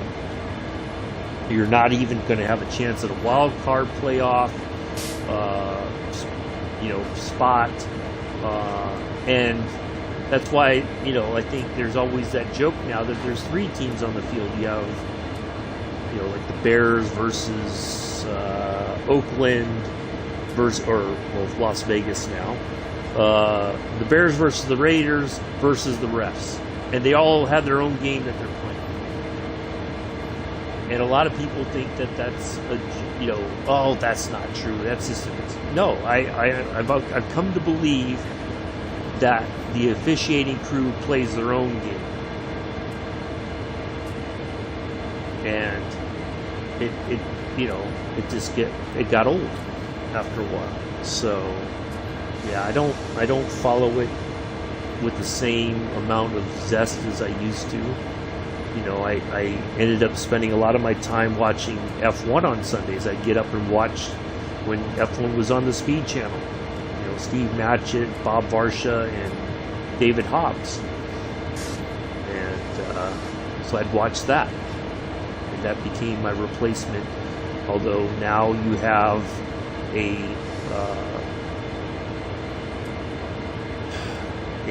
motorsports broadcasting team that I think is all in for Lewis. He can do no wrong. It's never his fault, sort of thing. Everybody is against Lewis. All the fans hate him. Blah blah.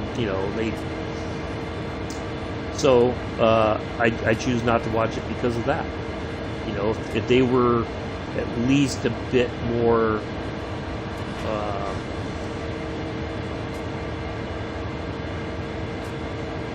balanced in their criticisms of Lewis's actions on the track, then I would certainly. They just don't seem to be bothered to go along anymore. Too many times they try and run it. Well, I think my understanding of football and all the years I watched it is that teams generally do that when they don't have confidence in their quarterback. They go to a running game because they're worried that if they go long, it's going to end up in an interception, so they play it safe. Because running the ball means you're controlling the clock. And so they're trying to play that game of, we're going to run the ball and control the clock and hope for the best. But as you pointed out, Mick, that's not getting them anywhere. I think most successful offenses have a mixture of both. And if you don't trust your quarterback, then either you need to do something about that situation. Either you trade mid-season, you get somebody, you call somebody up and say, hey, we got to sign you, we need you right now, kind of thing. Or but the coach, I think, has to understand that if they don't make some changes soon, that coach and all the assistants are going to be out of a job before they know it. And that's a running game is predictable. Most teams, they watch those films and they study the offense and they say, okay, this is what happens when they call this play. They try to go this route. We got to shut it down. This is how we're going to shut it down. They have a. That's why they get stuffed. Either they get stuffed at the line of scrimmage or they get stuffed for a loss. And they're just hoping it's like that, the sense of we're going to keep running this play until we get it right. Well, we're never going to get it right because the other team already knows what's coming. And that's the frustrating part about American football. When you have a coach who is stuck in their ways, and of course it's easy to be that Monday morning quarterback.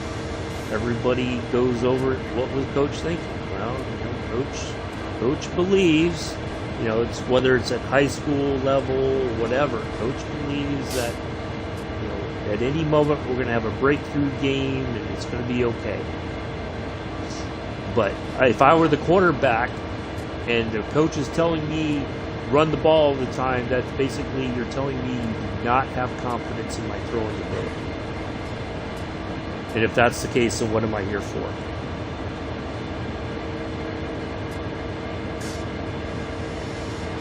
And part of it too is I think they made some trades in the off season that people were like, why'd you let this guy go?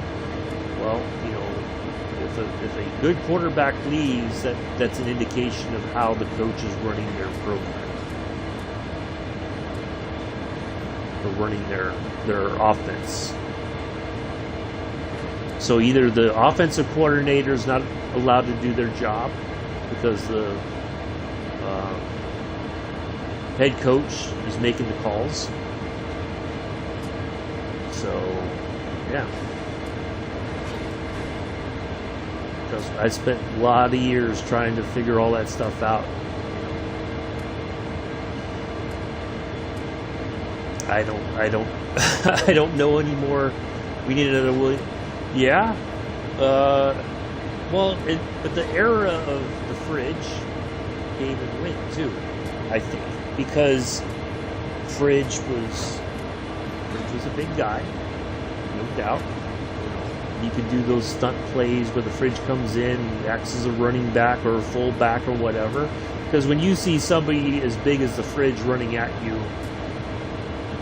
you're probably going to be like, oh crap, I don't want to get hit by this guy. Even if he's carrying the ball, I'm not going to be able to stop him. So that sort of era, I think, you have leaner players, solid muscle, not essentially in many ways morbidly obese, trying to run down a 100-yard field, even if it's for 20 yards, because sooner or later somebody's going to have a freaking heart attack, because their body cannot handle the amount of weight, especially when you're playing at the tail end of summer when it's a lot hotter. To me, that's like a health risk. And it's not a very good risk to take. But yeah, I think that era of football is since past. You have a lot of, whether defensive players or offensive linemen, they don't want just beefy guys. They want solid muscle, very little body fat, if at all. They want them more nimble, quicker, that sort of thing. I think that's the new direction of football. For health reasons, quite honestly. Yeah, there's plenty of times, football's evolved over the years too. I watched football in the Mean Joe Green, the Steel Curtain era. When they would take a jab at a quarterback, and there was no flags thrown. And some people say that was like the best time of football.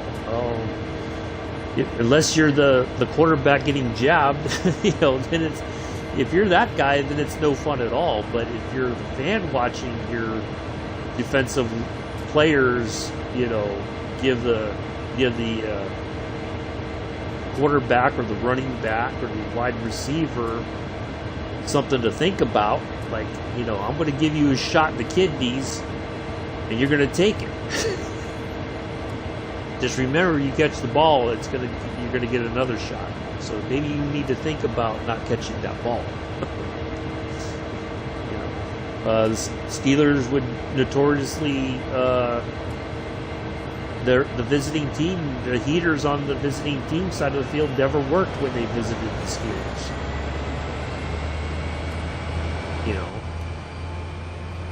and you know, people laughed it off and said, "Oh, it's okay. It's just a heater. They need to get over it." You know, there's always been some silly shenanigans in football, and but yeah, you know, when you're a kid, you don't know about those things. You're just happy that your team's winning and your favorite defensive player is laying out the quarterback on the other team. Mean Joe Green was very good at directing the Steelers' defense. Whether people saw that or not, he led that defense. They looked to him as the, you know, of course the coach would call the plays, but Mean Joe Green also had his own thing going on, I think, a lot of the times too. But, you know, then you have that kind of that Coke commercial where Mean Joe didn't seem so mean. He throws the jersey or the towel at the kid who gives him a Coke. You know, was Mean Joe really all that mean? Or was he just a big soft man pretending to be?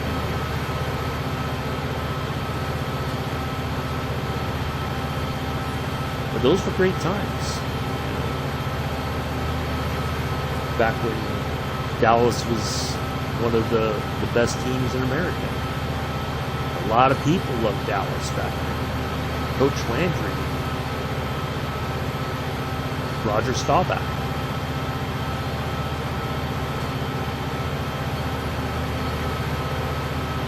There's always those great stories in American football, just like I think there is in football there in the UK. You know, you have a lot of players who they're part of that history of the team.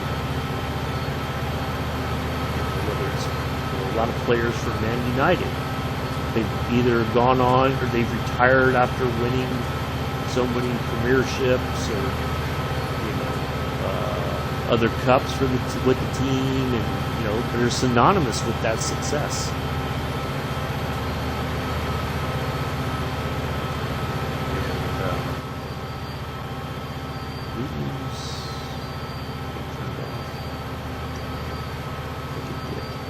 Even though we don't have banking locomotives, we should have both locomotives should be. This doesn't seem like this one's on. I don't feel like I'm getting enough power. Yeah, well, a lot of people. I mean, that's just, you know, you know, if you've ever seen the movie. Oh, did I not release the brakes all the way? Oops-a-daisy. I thought I did. Maybe that's part of the problem. I was riding the brakes. Oops. There we go. Now we're back under. There we go. Now the other one's working. Why am I losing power here? And some people are going to stick with the team regardless, you know. And then you have a lot of fair weather fans. They like a team when they're on the, you know, when they turn things around and they're winning again. All of a sudden, you have all these people come out the woodworks. Oh, I've been a fan for years. Oh my goodness. I stick with Gold Bears. I can't. You know, but you have a lot of fair weather fans. It's the same in baseball. Oh, I've been a Braves fan for years. I've been a Red Sox fan forever. Oh my goodness, they're finally doing good. It's about time. You know, but then once that little run is over, they can't be bothered. You know. They don't care. And that's the reality, I think. But yeah, we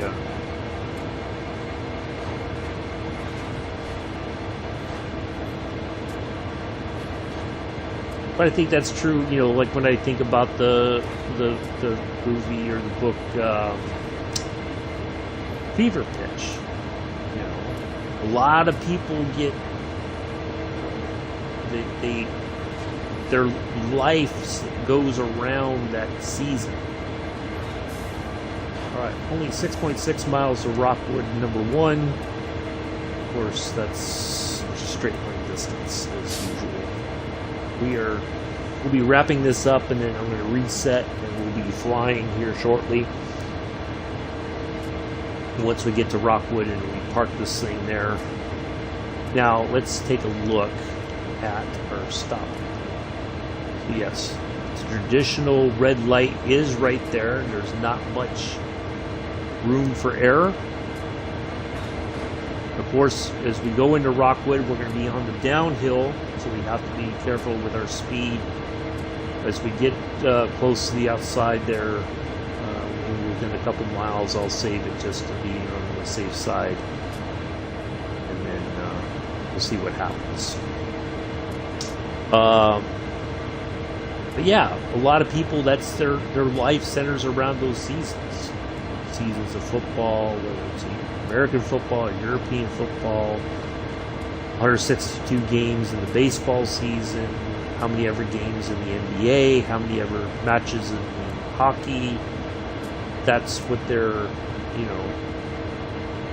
life, they live their life during that period of time from the beginning to the end of the season, and hopefully in the playoffs.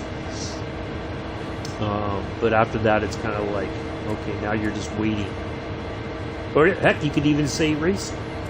You know, things kick off in January, generally with the 24 hours of Daytona, and everything kind of unfolds from there.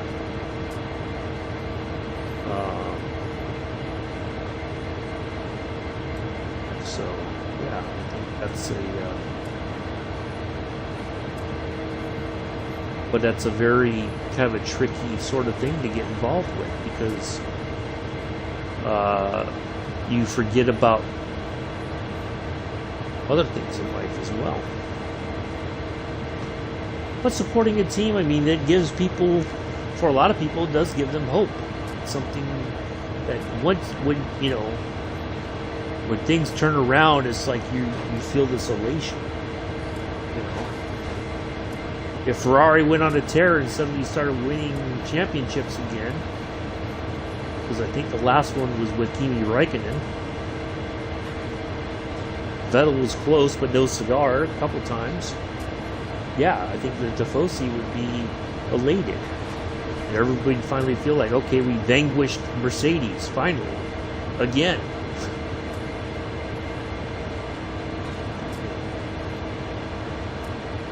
So, but many people feel they're hopeful that at some point something is going to turn things around, and they're going to go put on that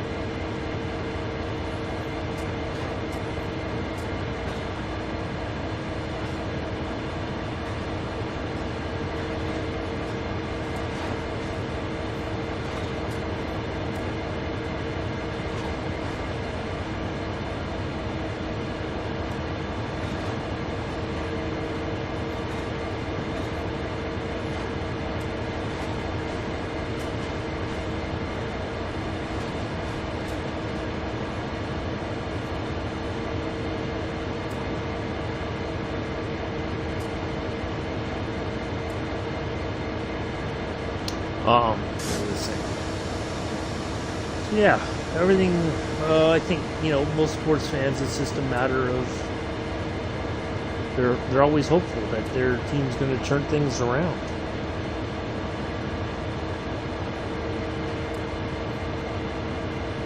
And once that happens, it's that feeling of finally things are on the up and up. Fans, I think, no matter what sport it is, you get a little pep in your step. And you're smiling, you're like, we're winning again. we finally figured we solved the problems, you know. And yeah, it's a great feeling, I think, a lot of times.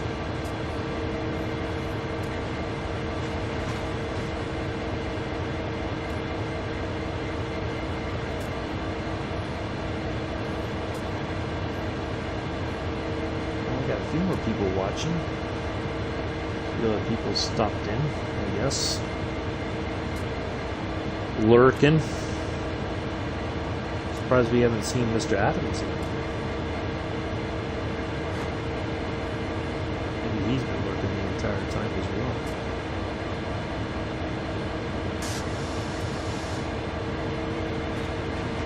Try to keep the speed under control here. Still got a little bit of distance to go. That's what we're looking at remaining here on the sand patch grade. And we'll go flying.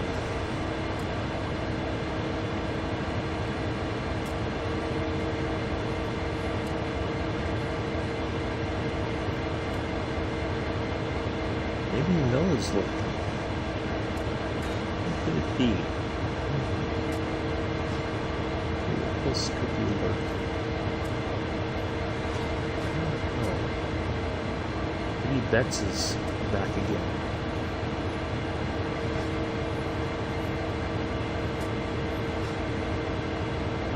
Well, I do appreciate everybody showing up today. Appreciate it, as I just said a moment ago. Nice to see everybody here. There's a Bella. Aha! Bella is finally awake. Probably eating something or other.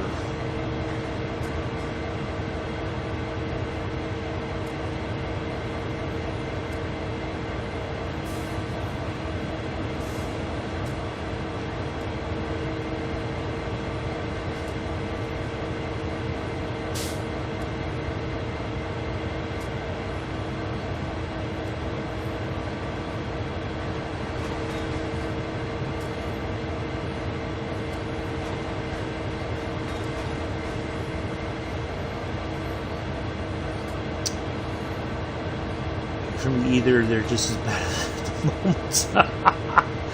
Well, that's the drawback of, you know, when you have a city like Chicago or San Francisco, for instance, that has a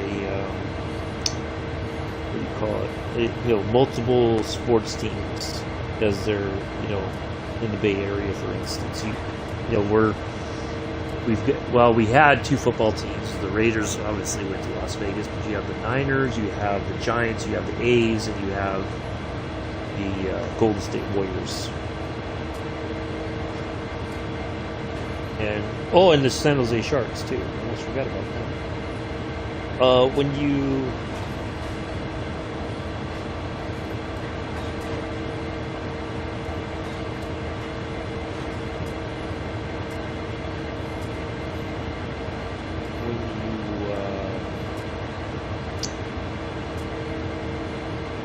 when one team does well, you want everybody to do well, and you want you want your teams. The more championships, the better, because it's a bit of a bragging right too, I think.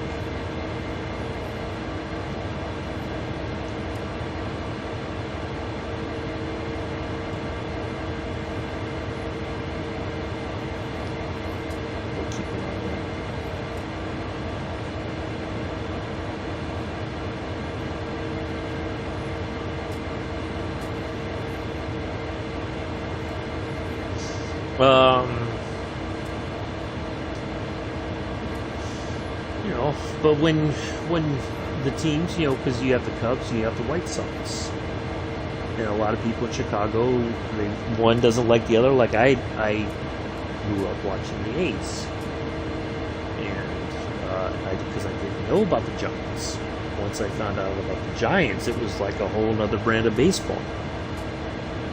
You know, oh, well, this is seemingly a much better brand of baseball than what's happening in Oakland. And even with Billy Beane and Moneyball, it was a great idea. This never came to fruition the way that people expected. Certainly not Billy Beane.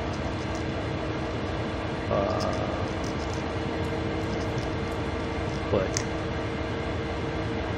as the joke goes, I'd rather be a Giants fan than an athletic supporter. No, not at all, Mick. You know, that's the great thing about sports. Support whoever you want to support. You know, just like in the UK, you support whatever football team you want to support. You know, people may laugh at you and go like, "Why would you support them? They're rubbish." Well, they may be rubbish at the moment, but all that can change. All it takes sometimes is a trade, somebody getting released, a coach being fired, whatever, and then suddenly somebody comes in and it's like a much different attitude. And sometimes that's what has to happen.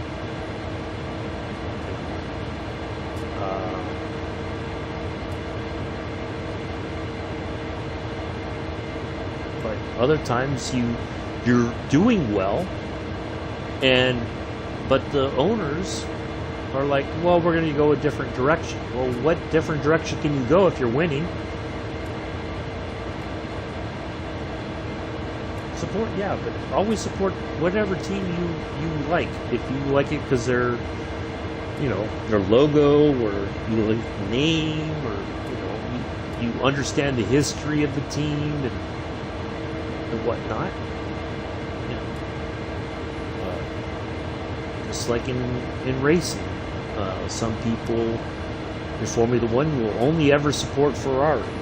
Some people will only ever support Mercedes or McLaren or Williams or whatever the case may be. In NASCAR, you know, many people they would only support Dale Jr. Everybody else was rubbish. Everybody else was a jerk.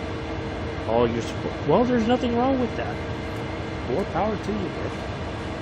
I mean, Chicago has a great sports history. Whether it's the Cubs, the White Sox, the Bulls, the Bears. I mean, there's a lot of history there. You know, in many cities, New York's one of them too. You have the Yankees. Mets not so much. You have the Giants. You have the Jets. You know, there's a lot of history there as well. And some people are drawn to that. They like the mythology, the stories behind the team.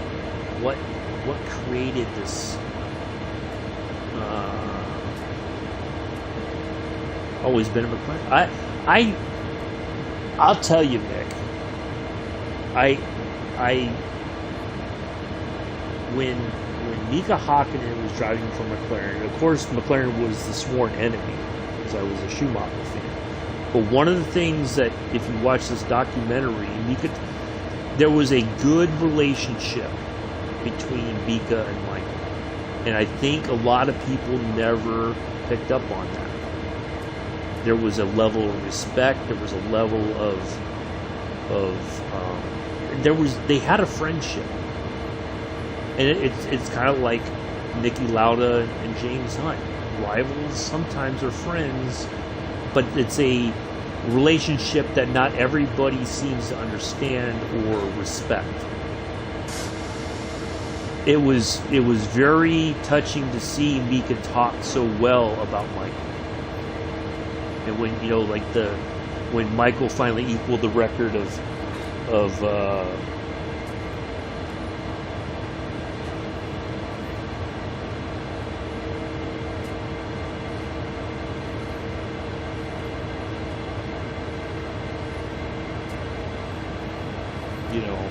when he equaled the record of Senna and wins. And Michael was very emotional, and Mika was like, he wanted to stop the interview. Ice Lollies won't be too far. Kit Kat ice cream and ice lollies. Wow, you're living the posh life there, Daniel.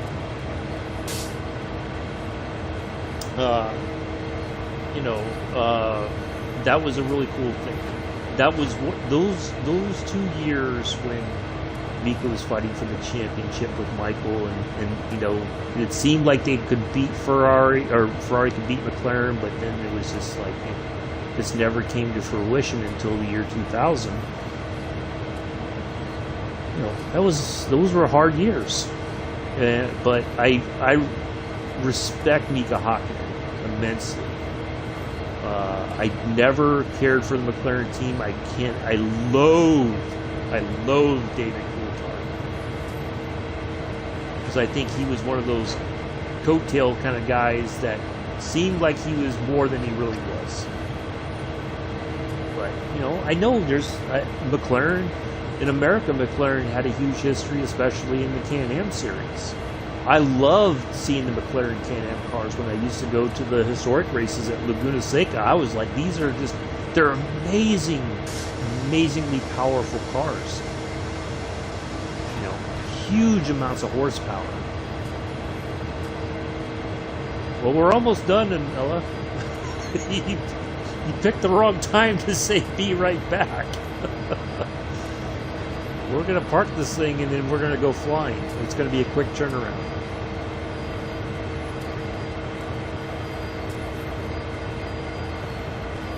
I couldn't stand. Yeah, I never liked Ron Dennis either. And Toto Wolff, for all intents and purposes, is just as bad, if not worse, than Ron Dennis, in my opinion.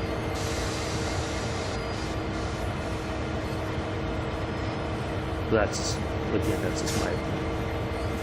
All right, we're going to slow this thing way down here. We're going to crawl into our parking spot here.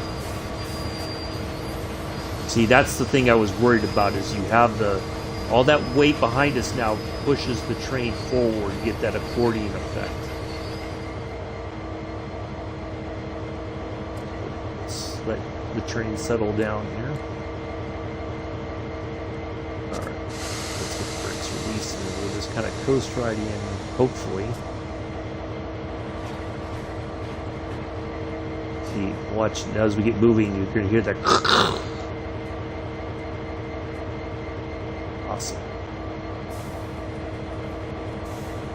Oh, there goes the brakes releasing. We're picking up a little bit of speed, but hopefully nothing that can't be managed. Got very little room for error.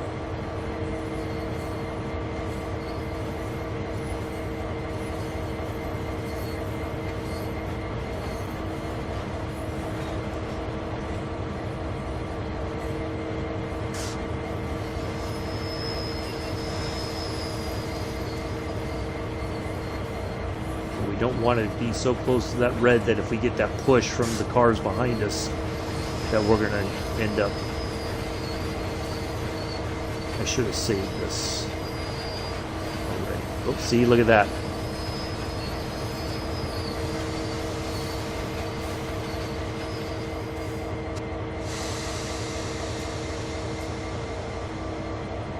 Steady as she goes. I think that's just how it is in real life, and Dovetail Games, to their credit, they put it where, well, of course, drivers are probably stopped closer to the red, but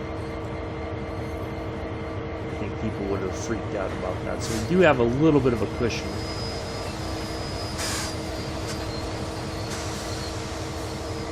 We're going to put it in emergency. There we are. We parked that bad boy right on the spot. We get our gold. 2 hours and 12 minutes service time. 50.43 miles driven. I walked a mile too. Probably half a mile there and back to release the helper locomotives. Anyway, welcome back, Camilla. I'm going to stop this stream. I'm going to reset everything, and then we're going to go flying here very shortly. So keep an eye out for the notification. It should be a quick turnaround. I think it is, Daniel, but I could be, I'm guessing here. I think it is, though. But anyway, yeah, going to be a quick turnaround, and we'll go flying. So stick around for the announcement here shortly, hopefully very soon.